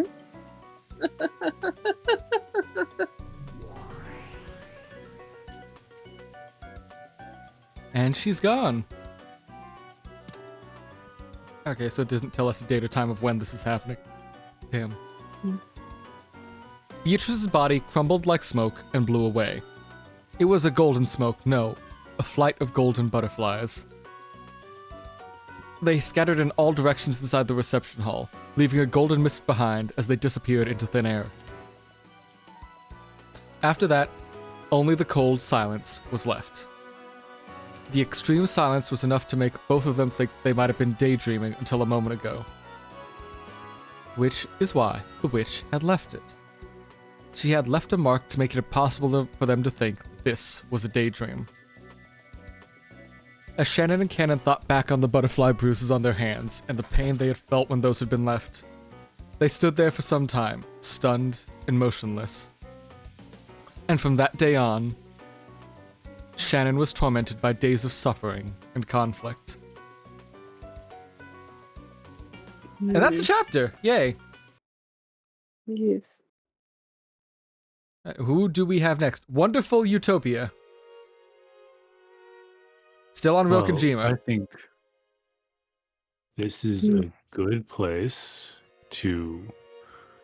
for me to go see if my food is done. Yeah, go check that. I think you from what I vaguely remember of this, you should be fine for a fair bit, based on just how long it takes us to usually do this, so... Yeah, go on. Go on, get. Yeah. And then Get it your was food just and eat with your family. Yeah. eat and be social with your family. Yeah. Like I'm not doing.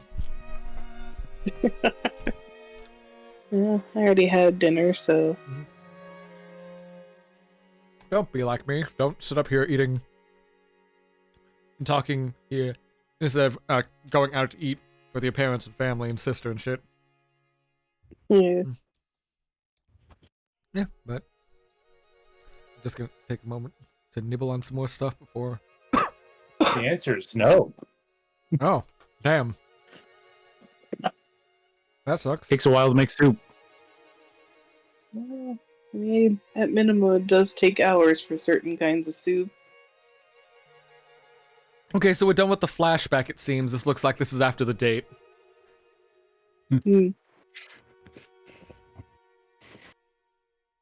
Eh? What do you mean separate rooms? Then Shannon, you and George Nissan stayed in different rooms on purpose? Yes. Was it that strange a thing to do? Since Jessica's cheeks... oh, fuck. Since Jessica's cheeks had been stuffed with chocolate-coated Shinsuko biscuit with a chocolate-coated Shinsoku biscuit that Shannon had brought as a souvenir from Okinawa, it all flew out at Shannon when Jessica cried out. Shannon, why did you even go on a trip to Okinawa then? Even alone with George Nissan? That's because, I mean, since there's a very big aquarium in Okinawa, I was invited to go, and I like fish and stuff. Very weak defense you got there, Shannon. Like, that's a 3 out of 10. Could do better. And if there was anyone I could believe to be, like, act like a hamster or a gremlin, it would be Jessica.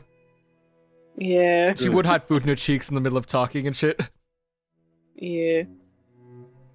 No, I mean, like, this is a young couple going on an overnight trip, right?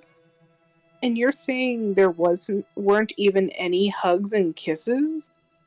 To say nothing of the fact that the guy and girl were staying in different rooms.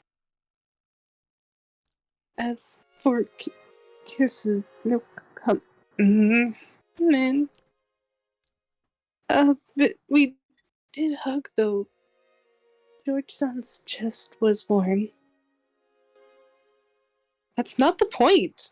Ah, jeez. Why do couples like this exist? Ah, jeez. Jeez! Oh, jeez, Scoob! What's going on? Zoink, Scoob! Like, George and Shannon were totally supposed to bone! Oh, Wrong, Where? they only have- Nope. I can't do it anymore. I used to be able to do the Scooby laugh. Nope. Nope. You're going too low. You need to, like... Yep. You're starting too low. I can't do it. I only have only 4 words left in this line. Come on. Ah, jeez. It's so damn irritating. Yeah, they were gonna do it right there on the aquarium floor, in front of the manta rays and the octopi. Randy raise Randy. From Shannon's perspective, a lot of things had happened and it had seemed to have been a very happy trip. But it looked like the missed opportunity had left Jessica feeling greatly unfulfilled. She can't get satisfaction out of her gas if you can't do anything.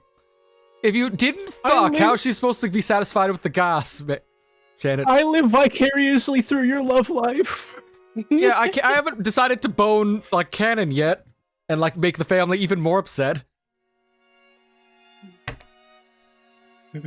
If you didn't For a want while. your children boning the servants, you shouldn't have hired hot servants. But who likes staring at ugly help? We like Kumasawa plenty. Okay, but she's like grandfathered in. She was hot back when grandfather hired her. Oh, You hired congratulations Goda. on her transition. Are you saying Goda isn't the peak masculinity? Sorry, he's a Goda, sorry, Goda, not Genji. I got confused for a sec. I was about to say, you saying Genji this is man peak isn't peak masculinity? Goda looks like a fucking asshole. Okay, but we didn't hire her. That was entirely Kraus. That's entirely your fault, bastard. Technically, it was Natsuhi. Oh, so we can blame Nazi for everything again. Gotcha. It's Natsuhi's fault. Yeah, sure. And again, I am in league with that failing business I do player was mentioned in the previous loop. Maybe. Natsuhi's migraine gets worse.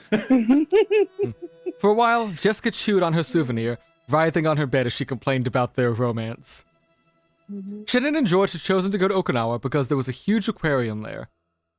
That was because their first meeting had revolved around an aquarium.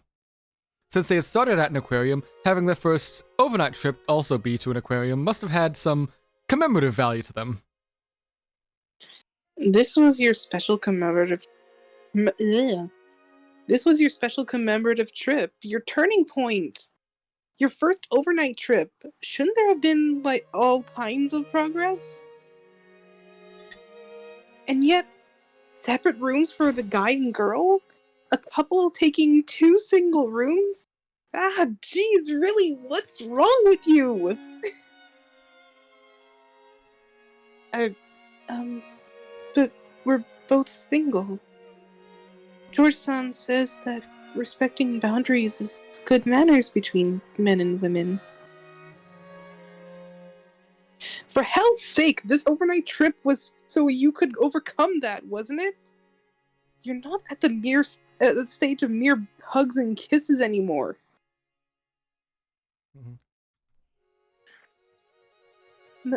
Milady, I don't know what you mean by that, but Milady.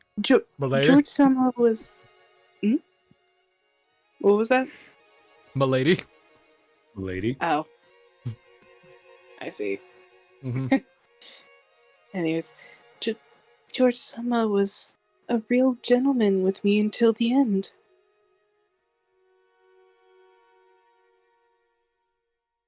That is, I mean, I also wondered if those things would happen, you know. But we may be going out, but I mean, it's not as if we are married or anything. The kind of things you seem to be expecting, milady. I mean, we must do so only after we properly make a vow in front of God, and we mustn't. Shannon's face was bright red. She was restlessly fidgeting, making a circle with both hands, then a chain link, continually intertwining, separating, and making heart shapes with them. Apparently, the dramatic progress Jessica had looked forward to hadn't happened. But it seems that it had been a very important experience for Shannon in her own way. So, in the end, no matter how much Jessica envied Shannon or made fun of her, it didn't change the fact that, Shannon had a huge lead on her. I want a boyfriend too. Can't believe that you beat me to it. We promised we'd get boyfriends at the same time, but you snuck ahead and beat me. Ah. I think she broke something. Um, Like, that was a louder crash than before. Yeah. Hey, who just punched a hole through my wall? Not me. It was Shut up. Kumasawa. Yeah, exactly. Kumasawa, you get your old ass over here. He just fucking starts caning her. Oh god! Not the cane! How many times do we have to teach you this lesson, old lady? I haven't felt this since 83! Hey, what? 83? What do you mean? Like the age? or the year? Which 83? 1883! Figured as much. That was gonna be the punchline. You just like you see Kraus start doing like math Mental on his math. hands. Like that doesn't make sense. Don't you know, herbal remedies are a great way to live a long and healthy life. Aren't you 83? I'll never tell. It's Alright, rude to okay. ask a woman her age, Kraus-sama. You worked for me. I work for your father. Damn it. Mhm. We're gonna kill that old man one day. You don't tell him that. Oh. I see. Your secret's safe as me, so long as you stop the He cane. already knows. Kenji's standing there. He already knows. Damn it, Yeah, that Genji, I makes was trying to sense. negotiate. If you keep caning her, she won't be able to make you mackerel anymore. That's not selling me on not caning her. If you keep caning her, I will cane you. Yep. I'm gonna put the cane down.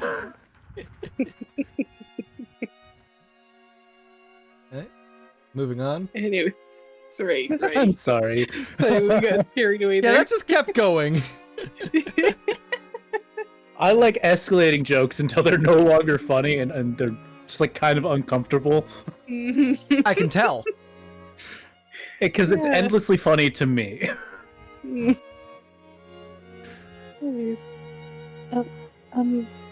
milady, you're a wonderful person, so I'm sure you'll find someone even more wonderful than I did before long. Don't try to console me. Shannon, you traitor. Get out of here. You suck.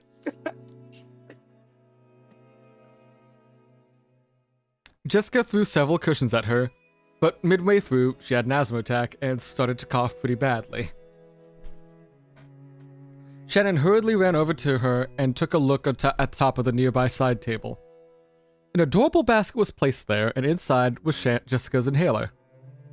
Shannon picked it up and handed it over to Jessica.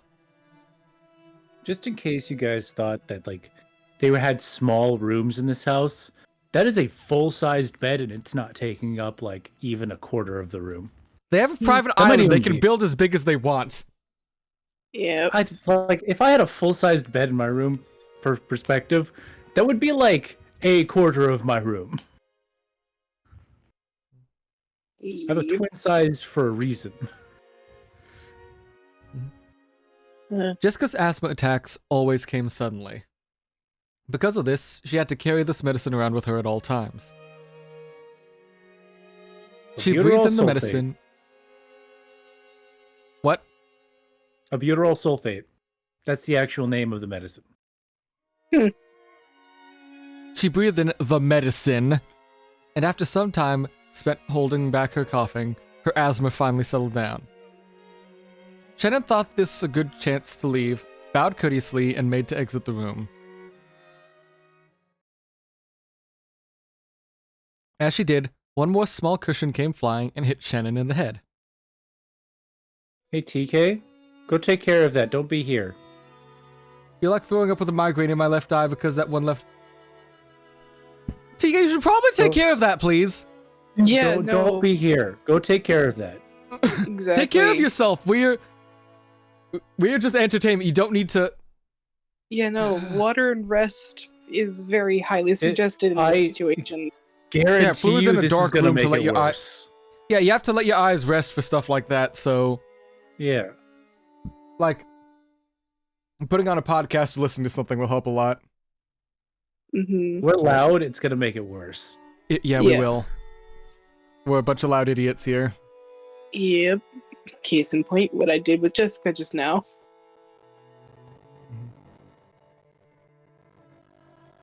You already took the meds. If you're sure, I still think you should rest, shut your eyes, lie in the dark and stuff. But Mm-hmm. Sleep Then- it off, especially if the yeah. headache is still persisting despite the medicine. If it's Mhm. light sensitive, then don't be watching us. yeah, if it's light You can sensitive, listen, don't watch though. yeah, Yeah. because this. lurk and chat. You don't need to chat this time, man. Yeah, we appreciate you being here all the time, but Mm-hmm. take care of yourself, please. Exactly. Medicine only does so much. You gotta let it heal. Exactly, that's another thing.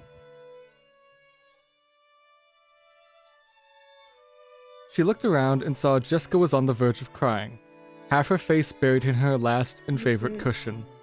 That face was red and meek. Milady. Milady. Milady? Shannon, be honest with me. Is my hairdo and stuff strange? It's very anime. What are you saying? I think that your hair is very beautiful. Then, are my eyes strange? Or maybe my nose? Is it the way I talk after all?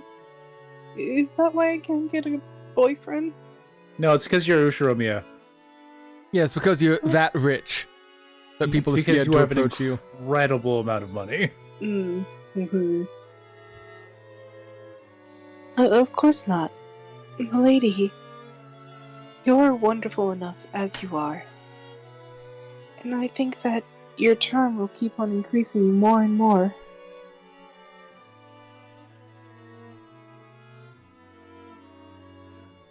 But it's only me who can't get a boyfriend. Sakahina managed to find one, but I can't. I'm the only one. Saku and Hina aren't incredibly rich. Is it because I don't have any? Probably. Sorry. Is it because I don't have any charm after all? You know how everyone's going to be bringing their boyfriend along to the culture festival. I was so sure I'd have a boyfriend by then.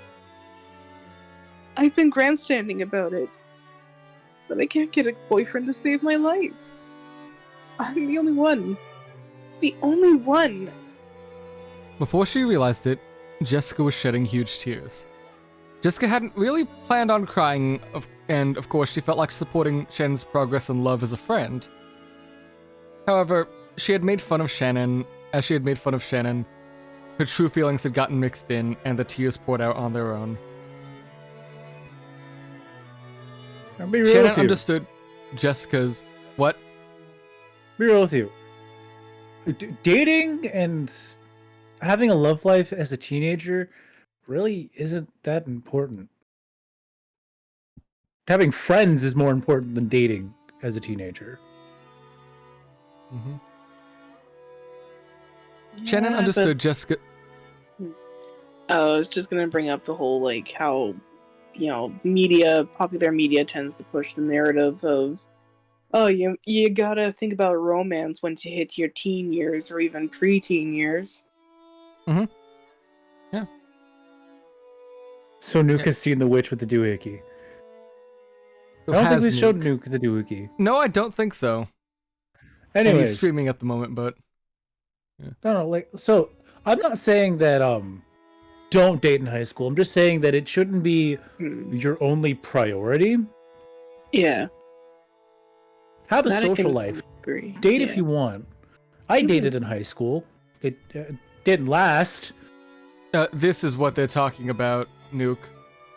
Beatrice with the doohickey. The Shinzo Abe doohickey. The little MacGuffin that changed the nation. Excuse me. Okay, what is the excuse me about? Is it because it's held together by duct tape? Or the fact that it it's like mostly wood? splattered Shinzo Abe. Like, does that splatter the Japanese prime minister, like, across the street? Yeah, no, that all happened, like, last year. And then everyone's like, yeah, no, the assassin had a point. He's right. I think they still charged him, but because, like, that's blatant assassination and murder. But, like, yeah, he was right to, like, he wasn't. He kind of like, had a point, though. Yeah, he had a point. That's the how to phrase it. Yeah. And we're like a minute away from getting ads, and I'm gonna save my snoozes for later. So I think I'm going to let those run and run to the restroom, and then we'll be back in a minute. But Yep. Right. we'll see you all soon. See you on the other side. Yep. Be right back.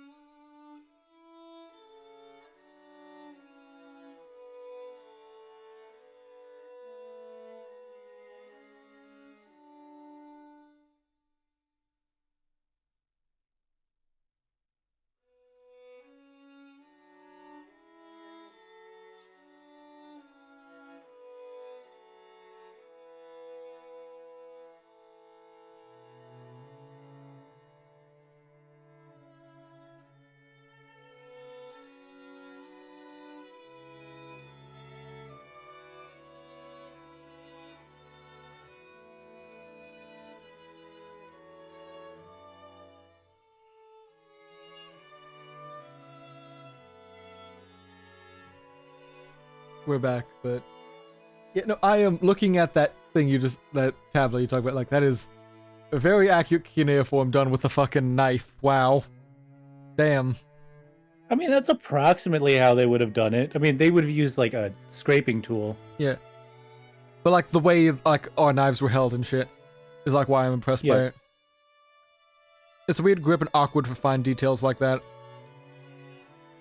Huh. Velvet back? It doesn't seem like.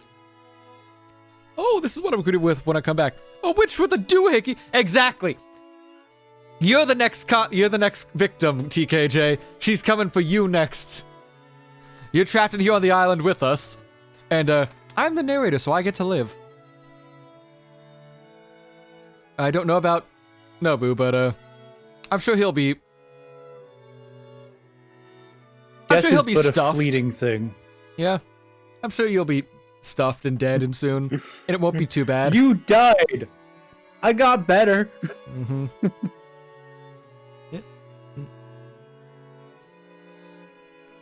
Vet or duck, I will be hunted by the main character. Yeah, you're gonna be... When Kinzo's ranting and raving and waving his shotgun outside the window, he's just gonna shoot you down out of the sky passing by.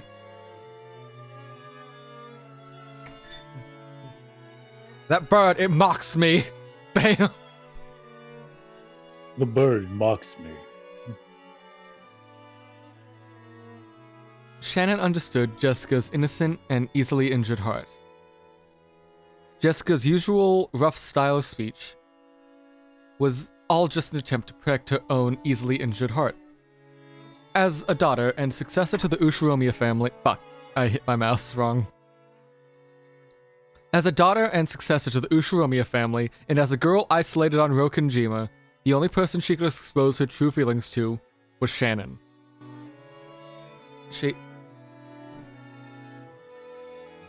Shannon understood that, so... Oh, okay, I did... Okay, there we go. Shannon understood that, so she strongly regretted the feeling of feeling a little too self-satisfied.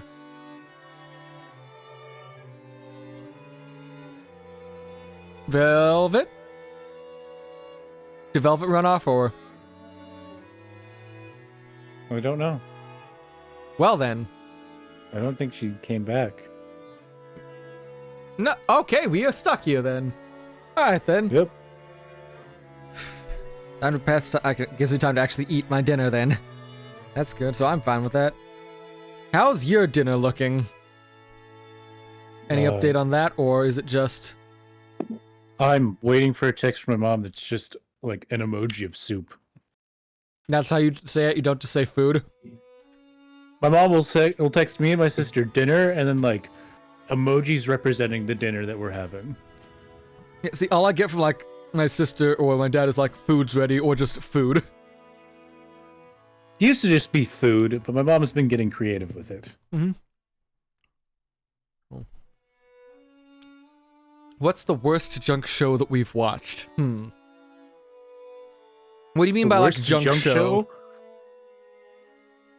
Like I have a couple of answers for this. Okay, go on then. I watched all of Aramanga Sensei.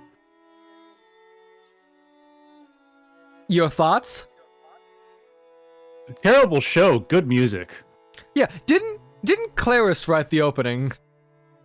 I believe Claris did the opening and Fripside did the ending. It was like, yeah, it was Hitori Goto by Claris, Yep. so yeah. Because I've only ever heard that song out of context, and I never knew it was Not connected to Fripside, Eromanga Trisail. Sensei. So, Trisail did the ending. Fripside completely different. Gotcha. But if you're talking about American TV shows, fuck, dude. Man, if I don't love Masked Singer. That is trash television, but I love that show. Okay, but then you can be surprised by the fact that some people can actually fucking sing out of nowhere. Or you get, was it Tom Holland in a fucking... like, that fucking stripper suit? Or you get every single person in my house saying, that's fucking Tony Hawk. Was he on? Just because... Oh yeah, no, he was on like one of the early seasons, but like all of us saw the way he was standing, and we're like, that's Tony Hawk. You could He just stands tell a from his certain fucking way. idol animation that it was Tony Hawk. Well, yeah, because so, oh god, I can't explain this properly without like having my body shown. But basically, he stands in a way that like you know he skates because he's putting his weight in a different way, and like his gait is wider. Okay. That's something. Also, Tony Hawk can't fucking sing. Velvet, you Not back? quite tone deaf, but like. Yeah, sorry, it took a little longer than expected. No problem. What is your like favorite trash show you've watched then? That's like it's not a good show, but you watch it. That's what we've been asked about recently by Nathan, for you is not trash. It is gold. It is comedy gold. What is Nathan for you? Okay, so imagine taking financial advice from just the worst kind of person, and that's the show. And he's doing this with real people. He pays them money to let him do this. Oh? What? Well, he isn't quite paying them money, but like he lets them know that this is a thing that he did. I think they probably get like residuals off of it. Probably. Think like a really long Kong prank show. Gotcha. I'm trying to think, like, rack my brain for. Yeah, any I'm shows scrolling through my Netflix right now to find a trash show. I watched a lot of trash television growing up. See, I remember a lot of shows I watched growing up on Sci-Fi, but I don't remember their names. The only ones I actively remember are the ones that are good, like Eureka and Warehouse 13. And I will never say those are trash. Two of the best shows. Yeah. Oh, hey, look. The text from my mom saying food. Well, go food then. God. Yeah. Don't be rude. Eat with your family. Yeah, no, unfortunately, I don't think I can think of anything in particular that I can remember. God, I tried to think what would actually be just like trash or bad show that I kept watching. That's the thing, because if it's like a show I think is bad and I don't like, I just drop it. Yeah, kind of a similar boat, to be honest. Maybe Storage Wars, because when that's on and I have nothing else, I will watch it. But yeah, I don't remember I actively don't had remember anything about it. I mean, I want to argue Pawn Stars, but then they also provide interesting history tidbits. Yeah. So, Oh god, what's the rehearsal? yeah, no, I can't seem to think of anything in particular right now. I will save that to watch after stream, so we're not just sitting here doing a react stream there, but Yeah. if it sells me, I will keep it in mind and watch it, but maybe there's something on my Mal, if I remember my Mal login. Isn't, Okay, like, thank God it Dreaming was autofilled. regular show. God, what is shit I've gone through that I just knew was trash? That's actually a hard question. Yeah, no. Because admittedly, I do have a pretty low bar for things that I enjoy, all things considered. Yeah, and like as long as you enjoy it, it can't always be all bad, which is why I'm finding the hard bit of like stuff Yeah, that you exactly. recognize is trash, but you still like watching it. Fuck. Okay. Like, the closest I can get to in feeling is maybe certain fan fictions, but that's it. Yeah, like if it's just, like some fanfics, I could probably point to and say, yeah, this is a bad fic, but I'll just read it because it's like either Stockholm wanna see where it syndrome or it's goes. enjoyable. Yeah. What was Yeah, good like- and I liked it, and then it went shit very quickly. Yeah. Yeah. His bites. Ugh. Don't give them any more publicity. They don't fucking need it.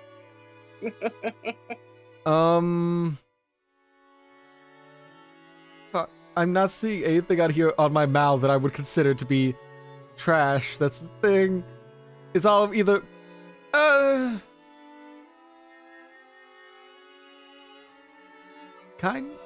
Overlord kinda? No. That's not a great show, but I wouldn't say it's trash. It's going for exactly what it wants to be, and that's part of why. Yeah. I mean, right, Overlord, the main character, lives in a dystopia. So yeah. his Maybe- way of kind of warranted, you know? Maybe Familiar of Zero? because that's not a great series, but it's got a fantastic, like, god tier premise and setup that millions of, like, fanfic writers have, like, written and utilized. Mm-hmm. Oh, thank you for the bit, TKJ. My brain has blocked out everything that is SAO related besides SAO Bridge. That is fair. Besides the first season, SAO is kind of... Yeah. Not that great. Yeah, just the Sugaha stuff alone. Mm-hmm. Never mind Oberon. Yeah. Oh, yeah. ReZero is bad, I can't say that. ReZero is like, I want to know everything I can about the setting and everything I can about the story without having to deal with Subaru's bullshit. Yeah. Cause, like, what was it? The witch power, like that one thing where the guy can just eat your name and everyone forgets you exist. That's fantastic horror setup. Fantastic way to, like, end the season or something or whatever they did with first season great 1. mind-bending thriller stuff, yeah. I love that. Then we've got Subaru. Who, we've already been over this, but he fucking bitches so much. And yes, he's getting traumatized all the time. But fuck, man. Like, I'm surprised he hasn't built up the basic defense of being essentially numb to it. Yeah. Like, fuck, you lived in the real world. You've been on the internet. Be numb to everything. Let's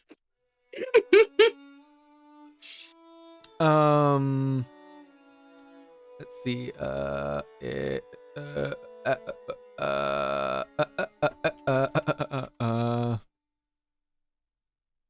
Also, what was this story about Tony Hawk that I ended up walking in on? Okay, so what Soundwave was talking about as his favorite show was, like, Masked Singers or something? Oh. Yeah, and Tony Hawk was on an earlier episode of that, which is apparently a core memory for him, where he's just like, oh, yeah, you know, at my time I was sitting down, everyone just pointed at it and said, that's Tony Hawk in unison. And I had to try to explain, what the fuck do you mean by that's Tony Hawk? Because he has, like, a specific, like, way of standing, which I was trying to make him explain and elaborate on, which he didn't really. But,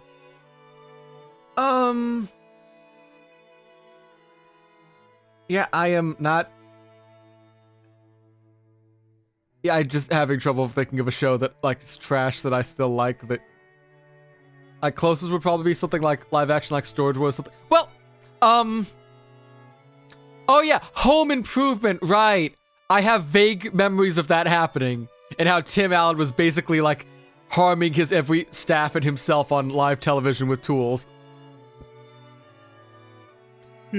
I vaguely remember watching that, that was on, like, at the same time as always watching it as, like, Everybody Hates Chris, whatever the hell Steve Urkel was from.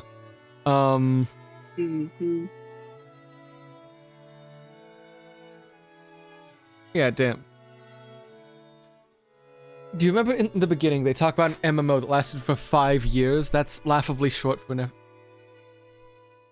Yeah, which show are you talking about? Because that wouldn't be SAO. Is that Overlord? Because I thought Yggdrasil lasted for longer than 5 years, but also... Oh! I would expect the Yggdrasil to last longer than 5 years in Overlord, because the amount of, like, random events and bullshit they had going on feels like that's at least, like, 7 years of events and shit to work through and expansions. But then again, if it was full of gotcha and bullshit with pay to win... That's fair, because that man had, like, a fucking ring of wish, which is literally just fuck you plot device. Which, again, yeah, that is pay to win bullshit, but... Yeah.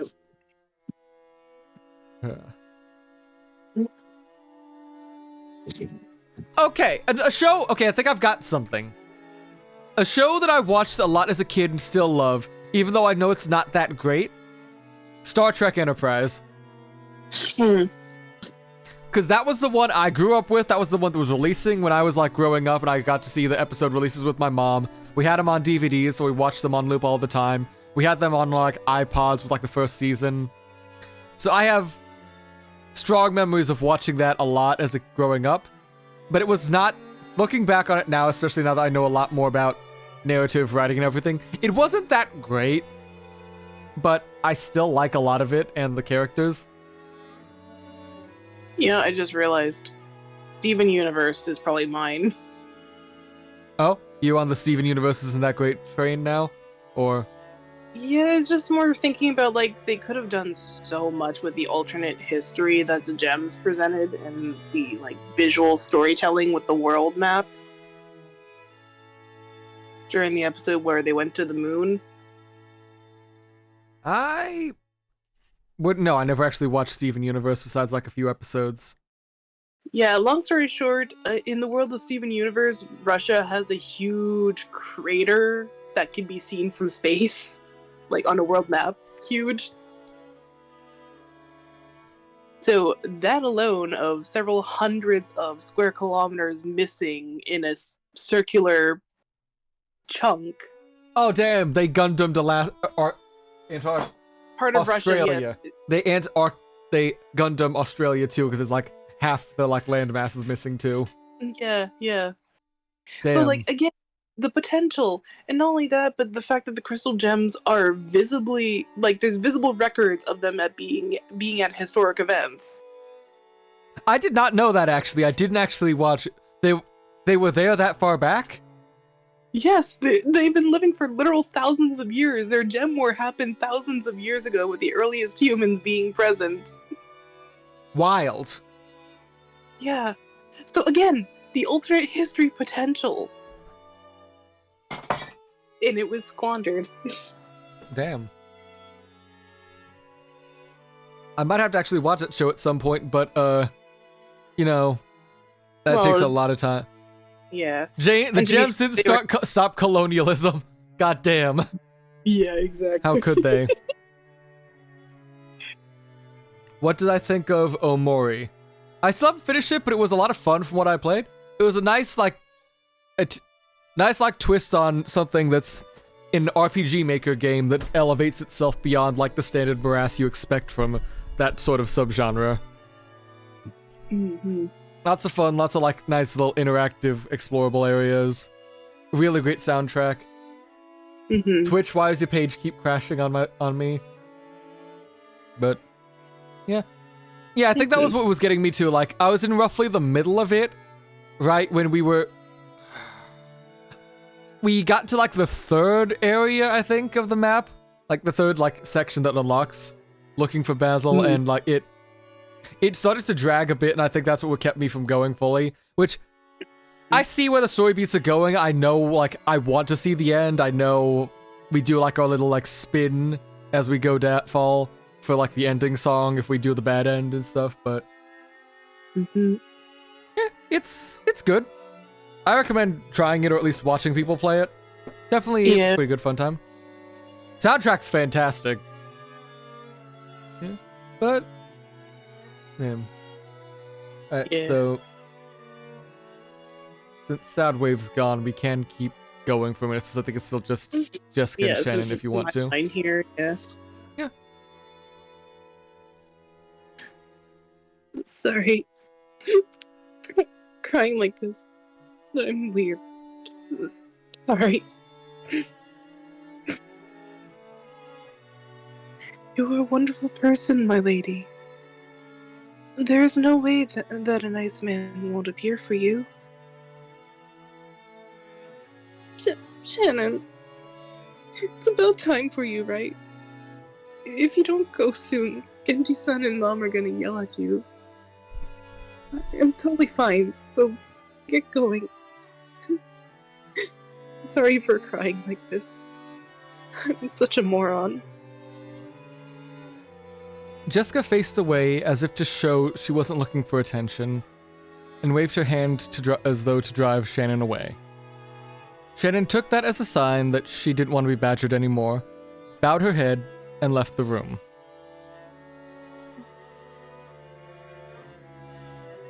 When her footsteps disappeared into the distance, Jessica lay down in her bed and still hugging the cushion.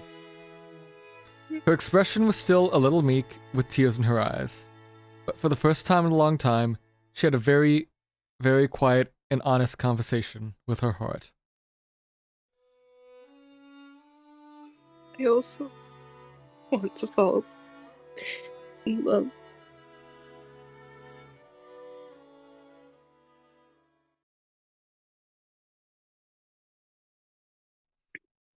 What about Fear and Hunger? I have not played Fear and Hunger. I've seen lots of things about it. It looks very interesting. I have not got the game, and I have not got its sequel either, so I wouldn't know how well I fully vibe with it. But it does look up my alley. There's just way too many games also to play at the time. Because I've still got to finish Baldur's Gate, Armored Core, Fate Samurai Remnant when that arrives, whenever it finishes shipping.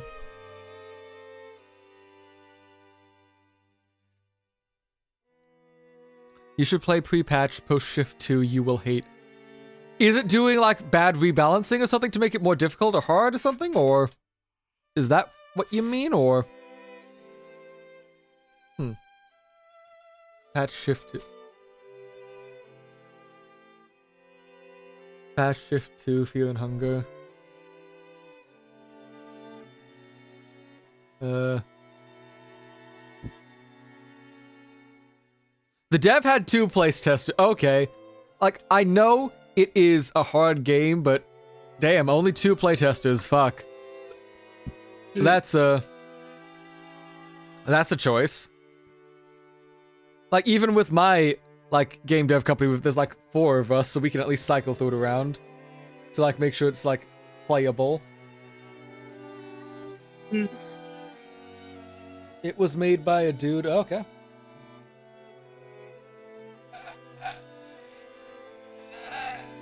Sorry, stretching. As Shannon watered the flower beds in the gardens in high spirit, she sensed someone's presence. She turned around, thinking that if one of the family had come to visit, she must greet them. And what she saw was that witch. Beatrice-sama. Man, that witch is back? Oh, hush you. I'm sorry, who's the one who has to pay rent to that witch? Father. Yeah, after all, remember, Kinzo may be the master of the day, but remember I'm also the master of this island. Welcome back. Anyways. I see you just guzzled down Thank you. that soup as fast as you could. I did. It was very good. My mom made homemade chicken noodle soup. Ooh, nice. that sounds really good. You didn't miss anything. All we did was, like, shoot the shit for a bit longer, and then, Jessica's crying and saying, I want to fall in love too, and then scene change. Anyways. I want to know what love is. Anyways. I want you to show me. No quiet, Kraus. It's been quite some time. How are you? Has your relationship with your special person progressed since last time? As Beatrice sat on the rose arch, she happily blew on her pipe. Sitting in a place like that would crush the roses, and it might have been dangerous if you fell off the arch. But after all, this was a witch. That was surely an unnecessary concern. Yes. Thanks to you, it's going smoothly. Naturally, my magic is instantaneous. Apparently my words aren't. Everyone has trouble after, like, getting used to casting magic words for a while, don't worry. Yeah, after all, I am 1,000 years old. You may even be feeling as if your meeting was a predetermined fate. But if that isn't correct, don't think for a moment this has anything to do with fate. I understand that. Sorry? No, The it's alright, I witch- managed to line. Yeah. So. The witch was calling her attention to something. 2 things, actually. That originally, her relationship with George had been completely impossible. And that her magic power was so great that it could even manipulate fate.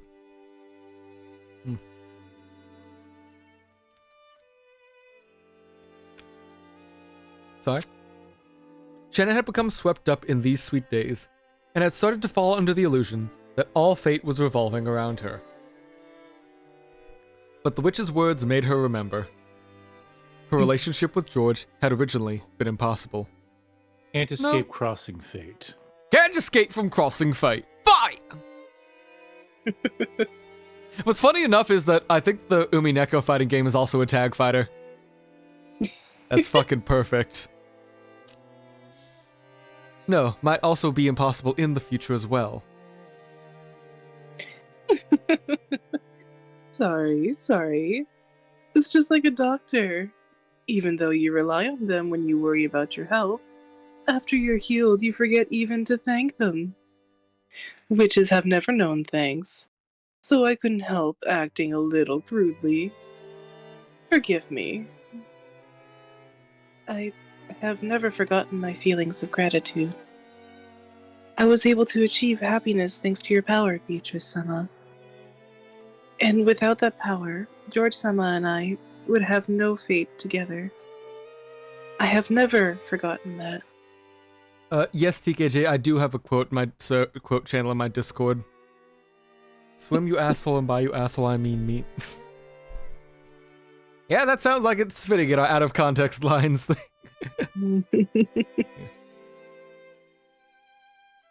Sorry, this was not my intent. I didn't come here to bully you. Talking rudely is just my personality. Do forgive me. More importantly, I heard it through the grapevine. You two went on a little private trip. I'm sure it was quite fun. Yes. It was, fun. Shannon's face suddenly grew bright. The witch laughed lightly as though that transformation was worth money. Already, the person of your thoughts is no longer an object of one-sided love. You are a pair of lovers now. To a pair filled with love, that alone is all they need in the world. A wonderful, ideal world, so to speak. Even witches would be jealous. Beatrice laughed pleasantly. That smile was without the trace of malice, making her look as though she had blessed the lovers' secret meeting from the bottom of her heart. After that day, Beatrice had shown herself before Shannon every once in a while. Even now, Shannon still thought of her as a creepy being. However, she was also hugely indebted to the person for bestowing the magic that had given her the relationship that she had with George. So, Shannon was trying with all her might not to be surprised or scared. Oh yes. Beatrice-sama, I bought some confectionery as a souvenir from her trip. Would you like some? Ooh, omiyage. Oh, a souvenir for a witch? It seemed that even the witch who had boasted of living for 1,000 years hadn't been able to predict that she would receive a souvenir from a pair of sweet lovers. When she saw that surprised expression, Shannon thought the witch as a friend for the first time. Don't believe her lies.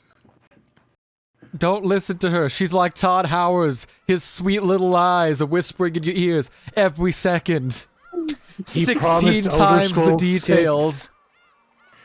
He promised Elder Scrolls 6 4 years ago. That's true, by the way. Yeah. Though I can fully believe that was entirely just something they posted and announced about, like, out of context. That was at E3. I know. There's something they posted and announced about out of context just so they could get, like, increase their value for being bought by Microsoft. Because they were still in talks for that at the time, I think. And if you can get more money out of that, they probably would. Oh, Oriental cookies made from wheat flour and lard. To wrap that in chocolate in the Western fashion is truly a blending of Japanese and Western style. The Silk Road of confectionery. I don't think that's accurate, but okay. What? What's so funny? Nothing. My apologies.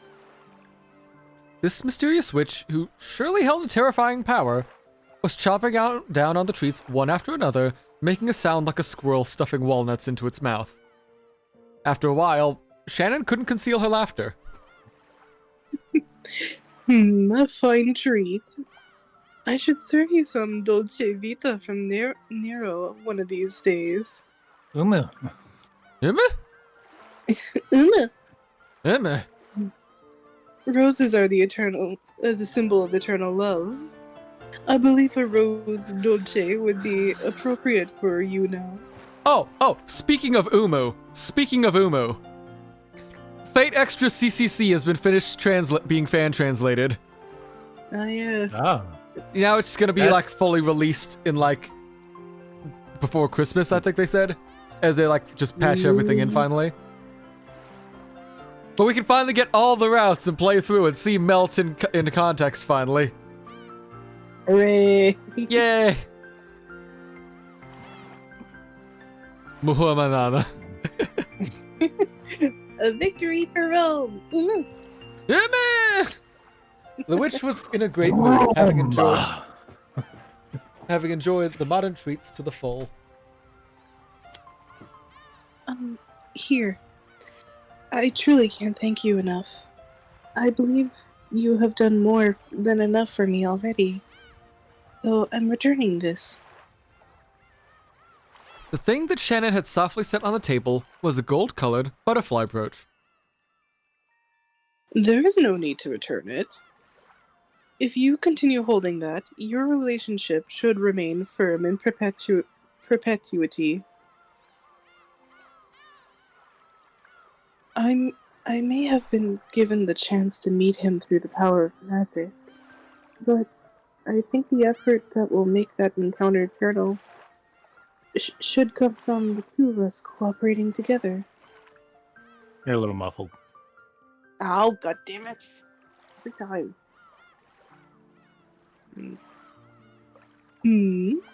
So love too is like a rose? Too much fertilizer causes the roots to rot. Some flowers cannot be raised without hard work. In that case, do as you wish. You may keep it in a box, rather than on your person. That is my goodwill, given to you. It would not please me to have it returned.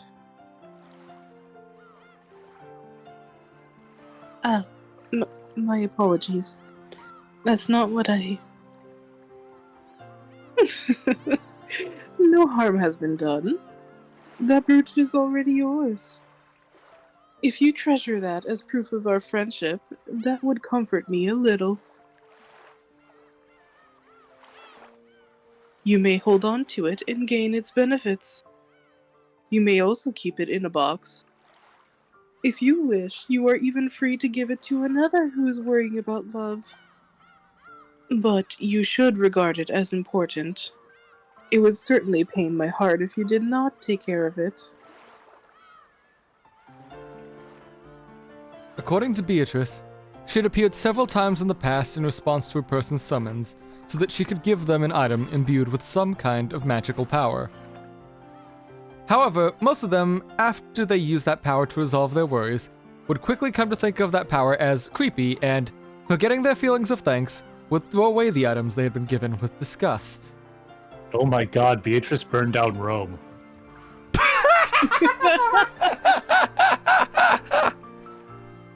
That's very out of pocket to say! I'm sorry, she said she did something with Nero. You know what famously happened when Nero was emperor?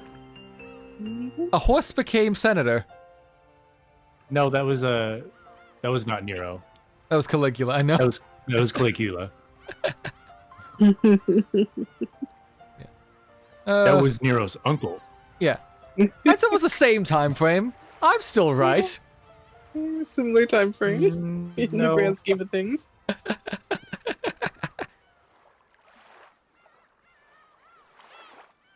Anyways, Anyways. Right. Just heavily implied that Beatrice burned down Rome.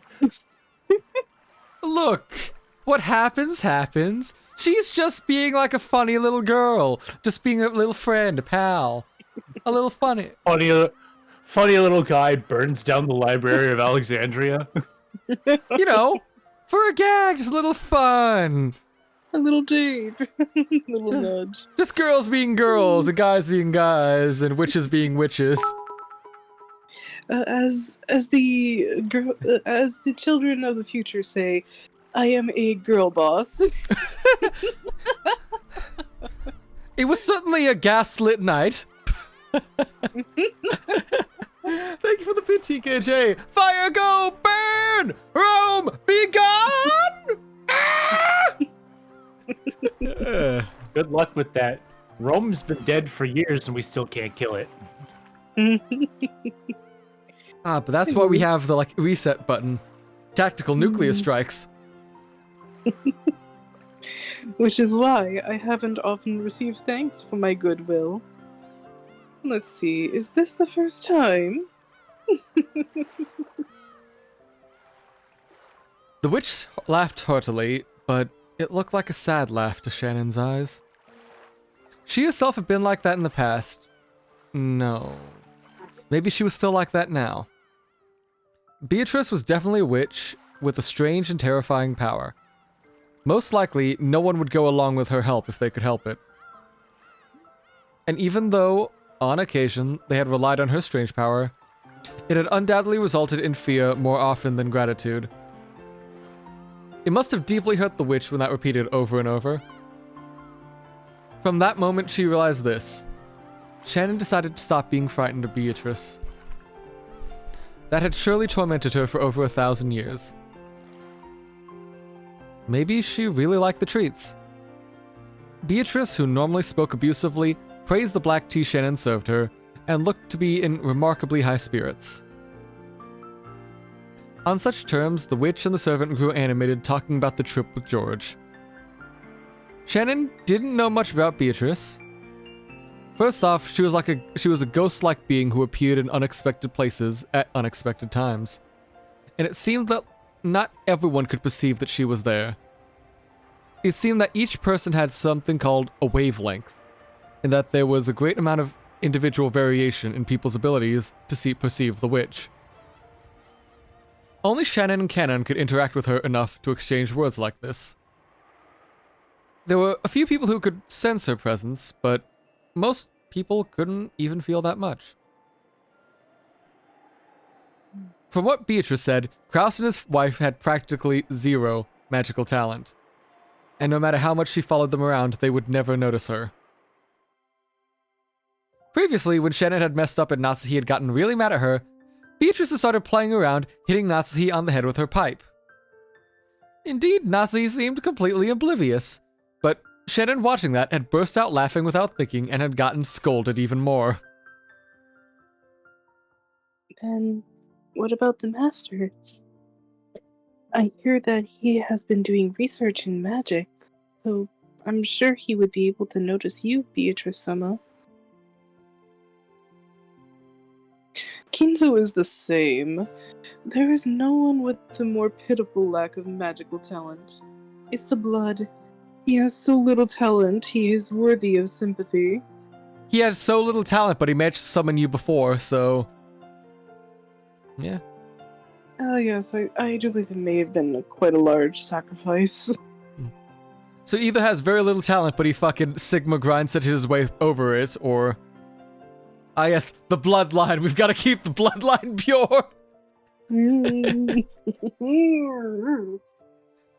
As soon as they started talking about Kinzo, it felt like the atmosphere on Beatrice changed.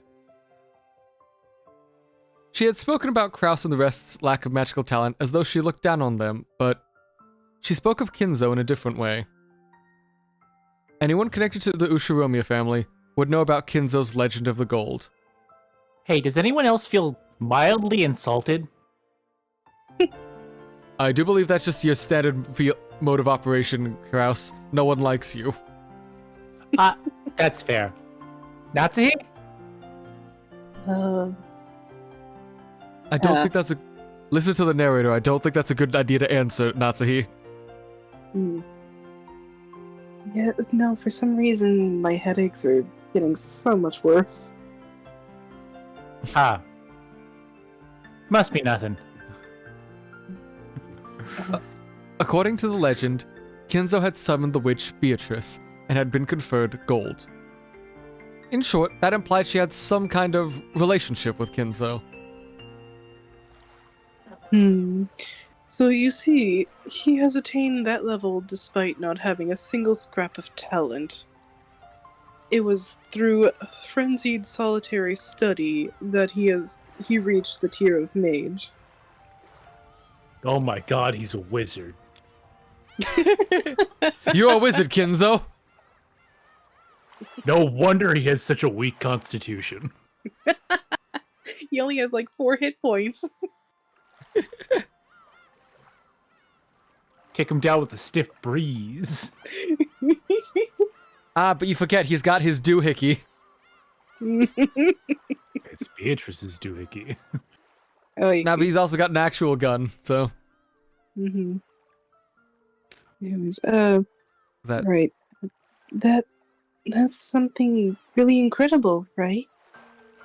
The witch, who usually looked down on people, was unexpectedly praising someone. While she lambasted Kinzo, calling him talentless, she praised his efforts. And then the master summoned you with the power of magic? Well, I only answered the summons on a whim.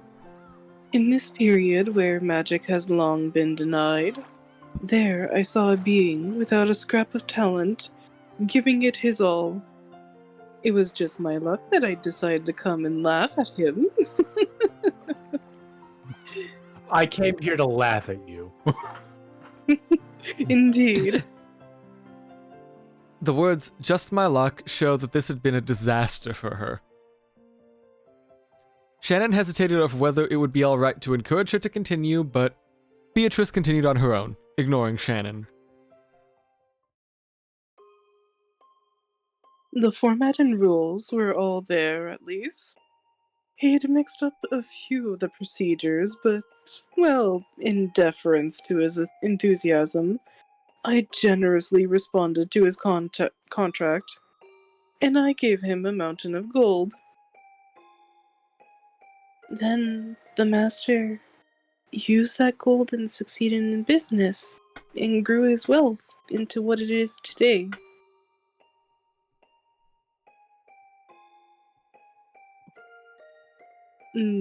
His talent in magic was nothing, but it seems he had talent in business and gambling. Or was it because of his bravery and madness to stake everything on irrational bets? Madness sometimes brings about magic. Yes. If I look at it that way, maybe I can't really say that Kinzo had absolutely no magical talent.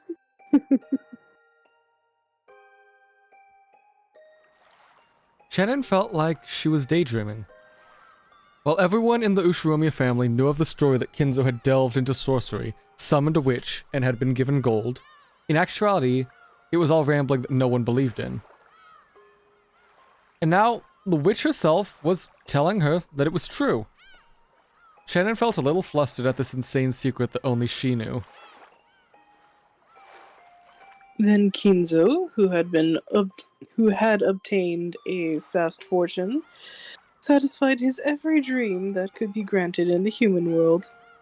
And finally, he sought the truth of the world.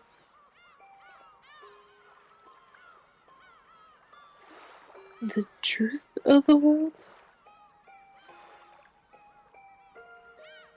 The single element that makes up the world. Kinzo had achieved everything one could obtain in the human world, wanted that, the final desire humans seek.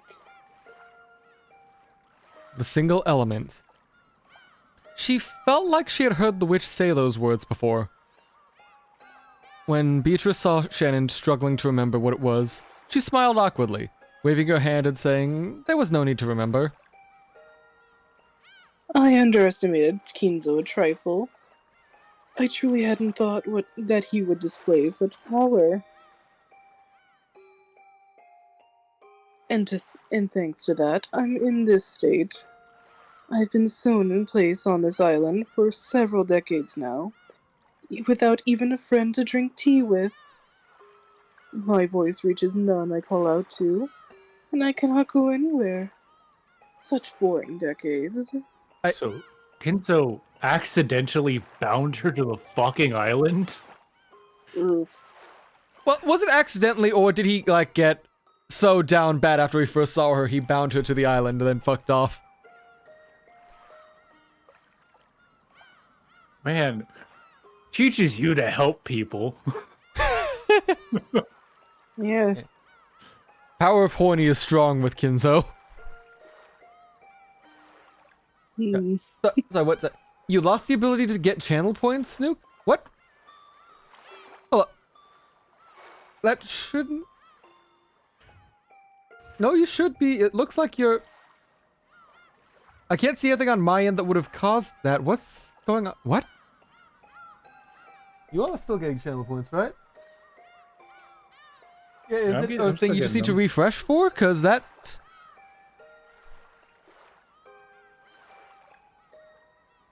Yeah, because, oh, I'm a bit too... Need to resize a bit, but... Yeah, but that should... Yeah, maybe try refreshing, see if that helps, because that's very odd. That shouldn't happen. What's going on there? What? Hmm.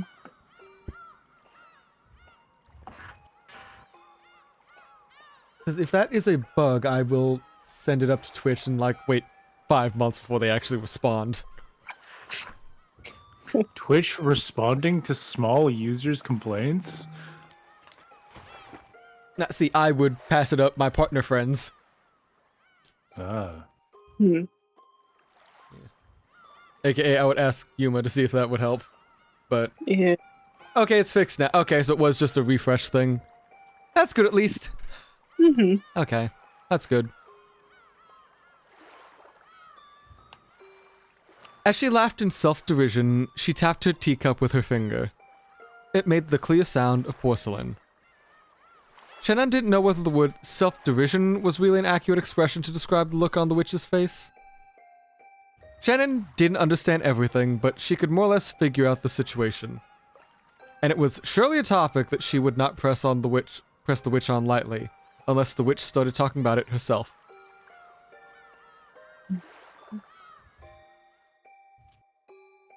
To sum up everything she had said up until now, Beatrice, who had been summoned by Kinzo, could not leave this island for some reason, and she had lost her power and her form, living her days in boredom. During that time, her words had reached Shannon, who never forgot to strongly respect the witch, and she had made Shannon help her regain her power, even if only a little bit. As a result, she had become able to drink tea with Shannon like this.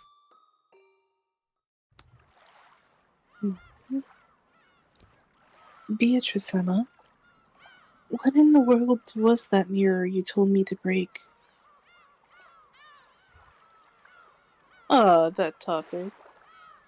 It seems that a lot of things happened on the islands around this area in the distant past. Bad things gathered due to that, attracting bad distortions. It seems that a traveling Eastern mage or someone built a shrine for the repose of souls and sealed them in there. That in itself had nothing to do with me, but unfortunately the foundation of that magical power was different. It created a strong interference with my own magic, and was extremely bothersome. Is that how it was? I just assumed that it had been sealing you, Beatrice-sama. Should I drink my last cream soda? Asks TKJ. Sure, why not? Go ahead. Yeah. It's Yeah, the weekend. no Enjoy stopping you. yourself as best you can while still letting your eyes rest. Don't think we forgot. Let that eye rest of yours. Mm-hmm. Hydrate before you dihydrate. Thank you, Nuke. We'll get to that. Drink. Yep, on it. Alright.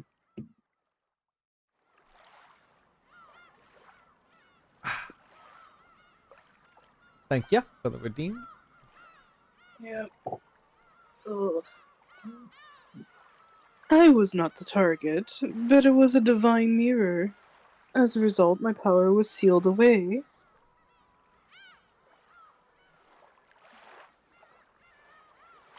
If I were to use food as an example, maybe it would go something like this.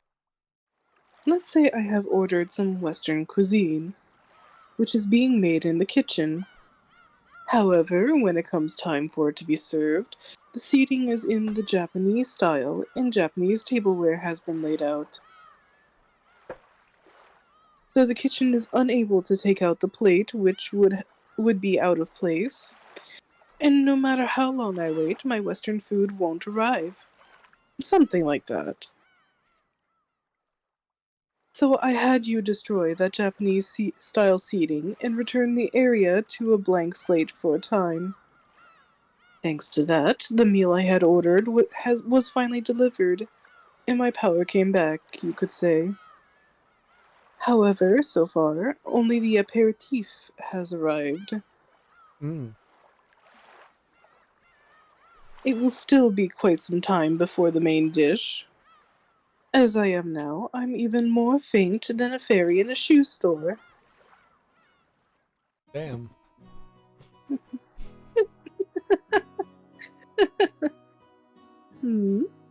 What's so funny? Nothing. I was just thinking witches' analogies are so interesting. I never thought you could use food as an analogy to talk about magic. You could use food as an analogy for a lot of things. Mm-hmm. Like a I have no- turducken. You see, when we say turducken, we mean having sex. Getting stuffed full of a dick.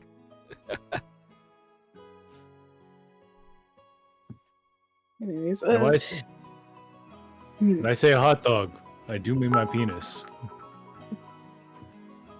Do you count fizziness as taste? That is a question from TKJ. I do who count sees us a bit. fizziness as taste. Fizziness is like the midpoint between like taste and texture. Because I can see it counting as like adding to taste at some points, but with something like sparkling water or something that adds to texture and it makes it feel like the water hates you. I love sparkling water because it's fizzy.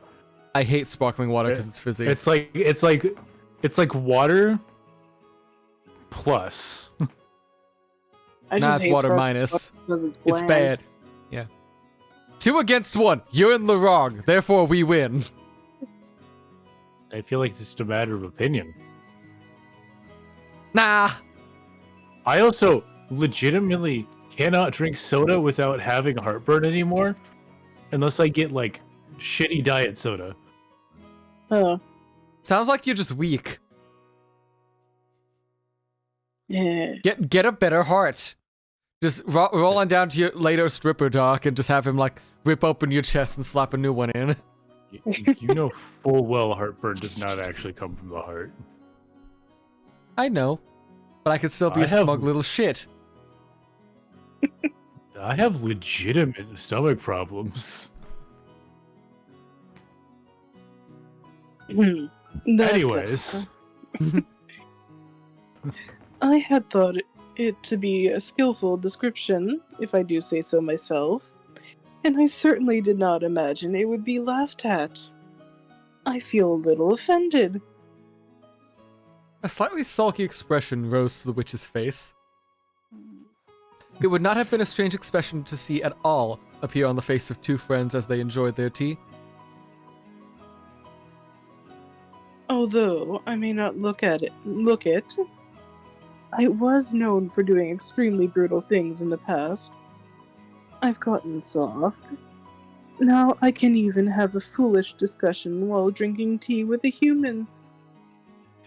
man, I miss old Beatrice. She would burn down Rome, the Library of Alexandria. Sack Istanbul so it could never be LeBron Stantinople. LeBron Constantinople. We gotta make the Byzantine Empire fall before LeBron James can come and defeat the team of the FEMA Istanbul, so it could no longer be the Istan Heat, the Istan Lakers, but the Istan Bulls. LeBron dunking on the Ottomans so hard they just don't get Istanbul. Yeah. That is my favorite video from the guy who did the whole, like, why does the car Pope exist video? Like, how the fall of Constantinople dramatically affected the legacy of LeBron James. Well then. See, so it's not funny. That goes like, yes, you see, now with the latest team, they support this one player who's got more Western policies compared to LeBron James's, like, deference towards Chinese Eastern powerhouse bloc. And it suddenly adds that out of nowhere before going back to jokes. Oh my god. It's something, alright? Mm-hmm. Anyways. Sounds like it. She was probably talking to herself. As Beatrice gazed at the seabirds tracing the horizon, she put her tea to her lips again. The clouds have come out. When the ocean loses its brilliance, it's nothing more than a gray puddle. You think so? I think the ocean is a beautiful deep blue, even if it gets cloudy.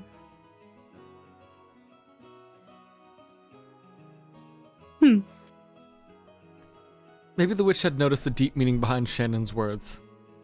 She laughed lightly and set down her empty teacup. It seems that those things buried in your eyes aren't black pebbles anymore. So, do you understand the feeling of furniture being reborn as a human? PK, Yes. drink Mr. Pibb, it's better. I don't know that I didn't know that the world was this kind. Never had Mr. Pibb, don't feel like trying it, so I couldn't say either way. It's I'm not literally even sure just... if Mr. Pibb is available in Canada. Hey, well, it's called Pibb Extra now, but like it's just Dr. Pepper with like it being a little sweeter. Mm. The way I describe it is you take Dr. Pepper and then you add root beer to it. Not a whole lot, just like a Okay. little bit. Okay. Since her relationship with George had begun, Shannon's face had grown brighter than before often. Her smile had made everything go smoothly, and had even changed her luck.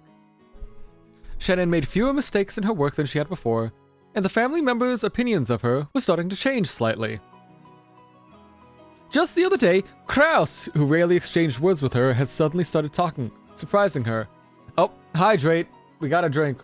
You don't get to play hydrate until we all drink something, and I need to turn off this light behind me. It's getting a bit too dark for that. Oh no, another. Drink again.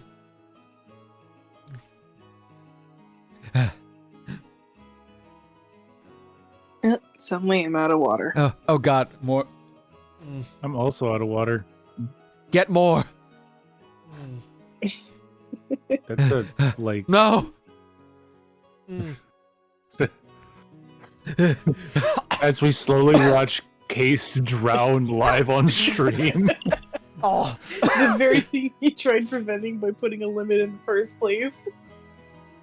Oh god, it's not taking his fucking points again. Oh, thank God. Thank God. We can move on. I don't need to drown anymore. He fucked up.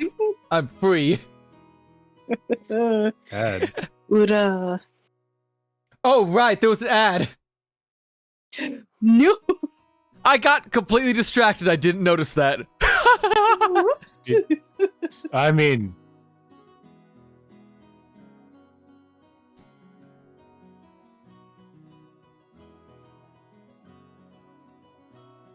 Yeah, that's entirely my fault. I was having too much fun with this shit. I did not pay attention at all. Since we're at an ad break, how are you all feeling at the moment? I'm honestly thinking maybe we should wrap it up. Yeah. All right, My voice is starting to Oh. go. Wrap it up just as I'm about to get lines. Yeah, we can do the... Yeah, we can end this scene with Kraus, and unless it's like only a single line, then we can just like find someone to raid and move off then. Yeah. Oh. But that's all up to how y'all feel. Yep. Okay. Like 30 seconds left for the ad, Okay so with anything. Yeah. I'm going to... As a quick apologize. aside, I'm thankful that my mom managed to do dishes while doing this, so That's good. yeah, so I don't have to worry about it.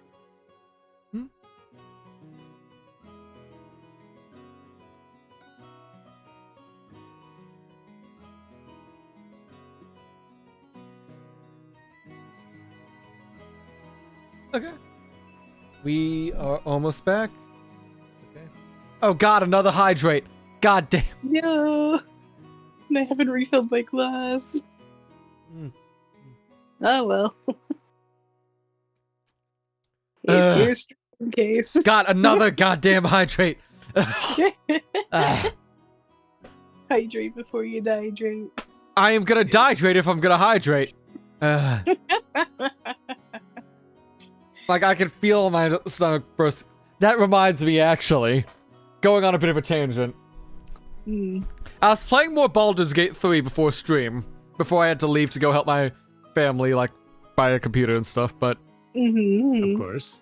I'm in Act 2, and then there's this one section in Act 2 where you can just sit down at a bar and have a drink with this massive motherfucker.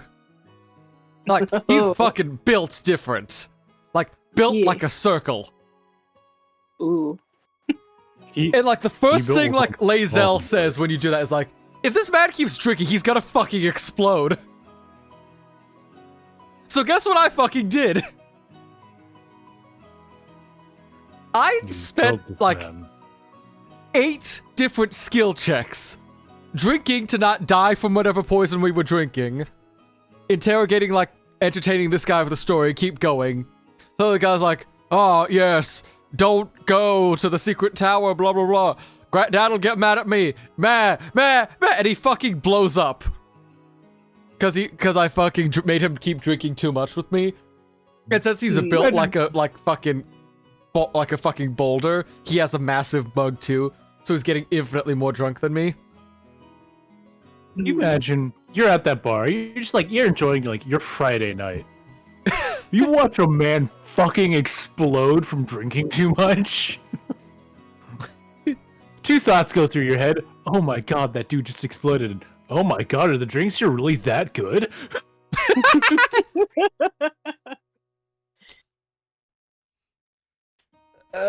Case if I do 5 more bits, we create stock with do. I just need the JPEG to do like the doohickey thing in a bit, but it's just like finding a moment too, because after stream I'm probably gonna like take a nap and then do some other things. But I can get that to you in like a day or so for shitpost. So just send the PNG my way, and I'll see what I can do.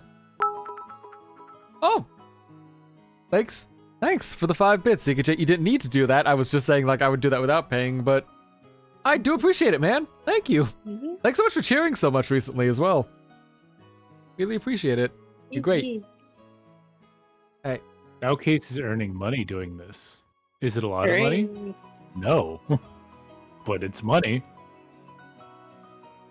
I think like the overall time I've got is like almost $3 in advertising money over this entire time we've been doing this. Yep. $3 for about 15 streams. It's so fucking dumb. And they're trying to make me run more ads too. Because they set up a new setting, first of all, it was like, oh yeah, AI detection thing where like, it will find the best times in your streams to just play ads. You don't need to worry about it, blah, blah, blah, blah, blah. There's no Yeah. good time during our streams to play ads. No! We No. only stop because we're forced to. And then they're also like, oh, but if you do 3 minutes of ads instead of 2, we'll give you 55% instead of 30%. Because, you know, you're giving us more money so we can pretend to be nicer to you as we throw coins at the poor. Yeah. Yeah, it's... I just It Twitch sounds really so said, bad. I want my user base to not exist anymore. They're really trying their best, honestly. They're trying to kill the platform. Which is always, like, the weirdest attempts at, like, business decisions I've seen. Because, like, how do you get more money out of your platform? Well, you make it fucking worse! And sell a fake solution. Every day I think, maybe we should just switch platforms. And then I realize, man, there's only 2 other options. I'm not going to kick, I'm not a racist. True. And YouTube it feels like a pain to set up, especially after I got a VOD channel set up. And I don't want to stream Yeah, to you one also- channel and have videos up to another. It's also incredibly hard to, like, monetize on YouTube unless, like, you get a significant, like, follower base. Yeah. Yeah. Anyways, we should play the game. Yeah, just so Right. that we could possibly get a line or two. Just the other day, Kraus, who rarely exchanged words with her, had suddenly started talking to her, surprising her. Okay, we got a line in, so let's get back to our previous topic, how YouTube's kind of a pain in the ass to get monetized. You have to have 1,000 subscribers first. You've been making a good smile more often lately, haven't you? Has something good happened? I think they actually lowered their monetization requirements, but to like 500, but... Still a lot. That's a lot of people. Yeah. Mhm. No, but every day is fun. Yes. Huh. Isn't that good to hear? Coffee is obviously more delicious if it's poured with a smile.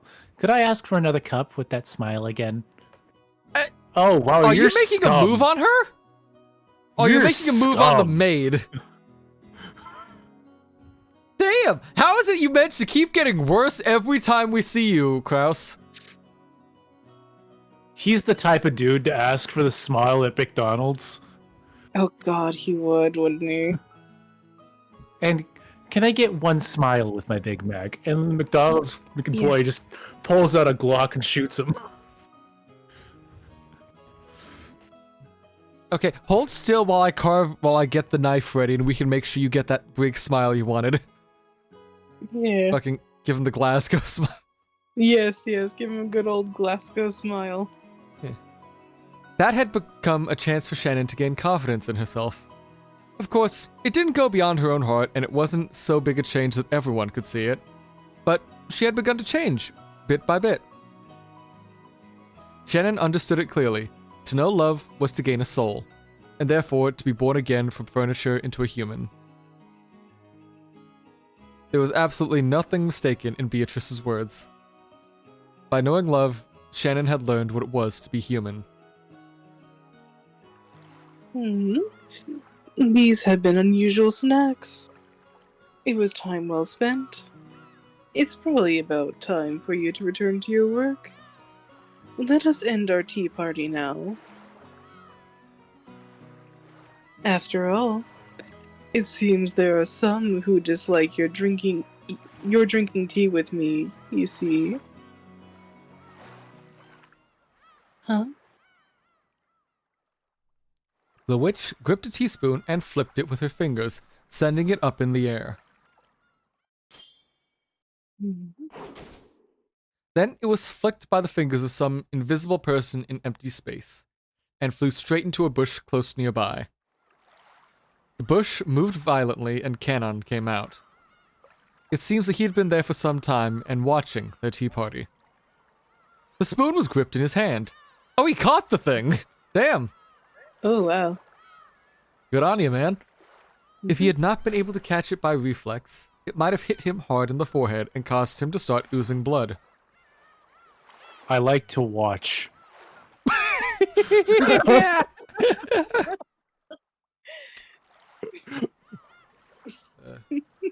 Oh, today on this series of jokes, Canon's a cuck. Is he a cuck or a voyeur? Maybe both. It's maybe both. Mhm. Mhm.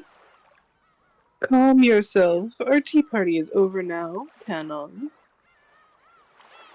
Okay, I think we can go till Beatrice leaves, and like it sounds like she'll leave in a few lines and go. So that good? Mhm. Right. Yep. Yeah, that sounds good. How long were you there? If you had called to us, I'd have poured you some tea too. I imagine that you didn't want to interrupt a pair of women talking, right? It would ruin the Yuri, and that's what makes it fun to watch. No, see, that's what I would say. I know, that's why I'm doing it while you're voicing Canon.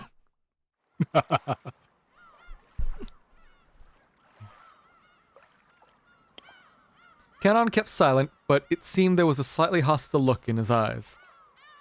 On the outside, he acted respectfully, but unlike Shannon, Canon didn't trust the witch.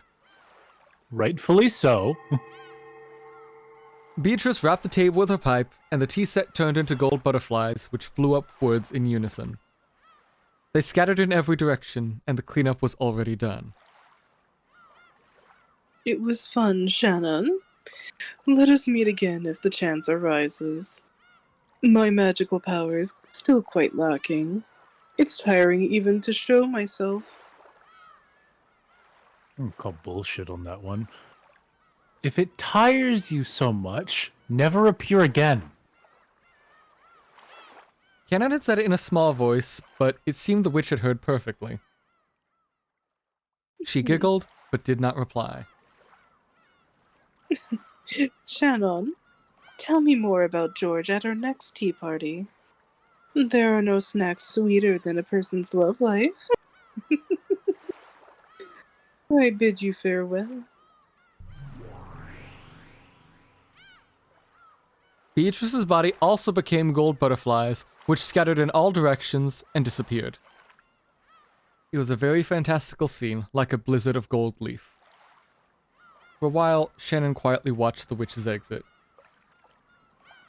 Canon approached her from behind and spoke with a very different expression on his face than his sister's. Alright. That should like a good spot to stop then. Alright. Alright. We can end with you getting immediately a line in, so you won't have to feel left out this time. Yeah. Yep. Alright. Yeah, if you think it's bullshit that her stuff is magic, how is she disappearing into butterflies? How come no one can see her?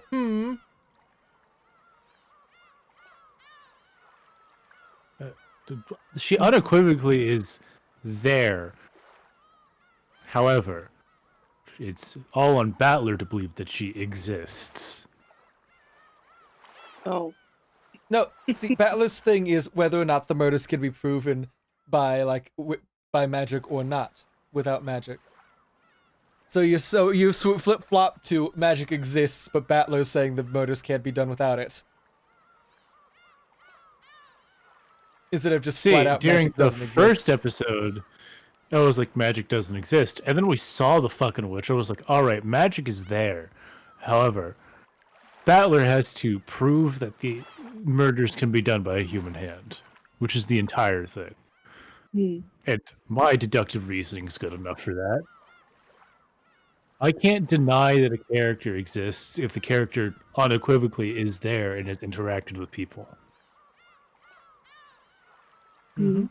Like on camera. Like off camera, you can deny it. It's really easy to. On camera, however, not so much. Yeah. So you okay. So everything you see on camera is just what we're gonna take at face value, or like happened. Gotcha. Despite you said unreliable narrator earlier, so yeah, there's unreliable narrators, but we can assume that what's happening right now is there's two witnesses to this. So either they're both having a mass hallucination, or there's, a visual novel amount of magic. Anyways, Ackle? Is he still going? He's still going. Because I think he's just about. It looks like. They pull him up because I think looks like he's just about to end. He's just sitting there on his like just chatting stream channel. So. Anyways, TK, a dollar store smile, a cheap fake smile. Yeah, a Glasgow smile is like when someone like grabs like a broken bottle and like gives you the Joker smile, like Yeah, it's when cuts someone open your lip. carves you into your face. And Newcastle stigmatism is the same thing, but at your eyes.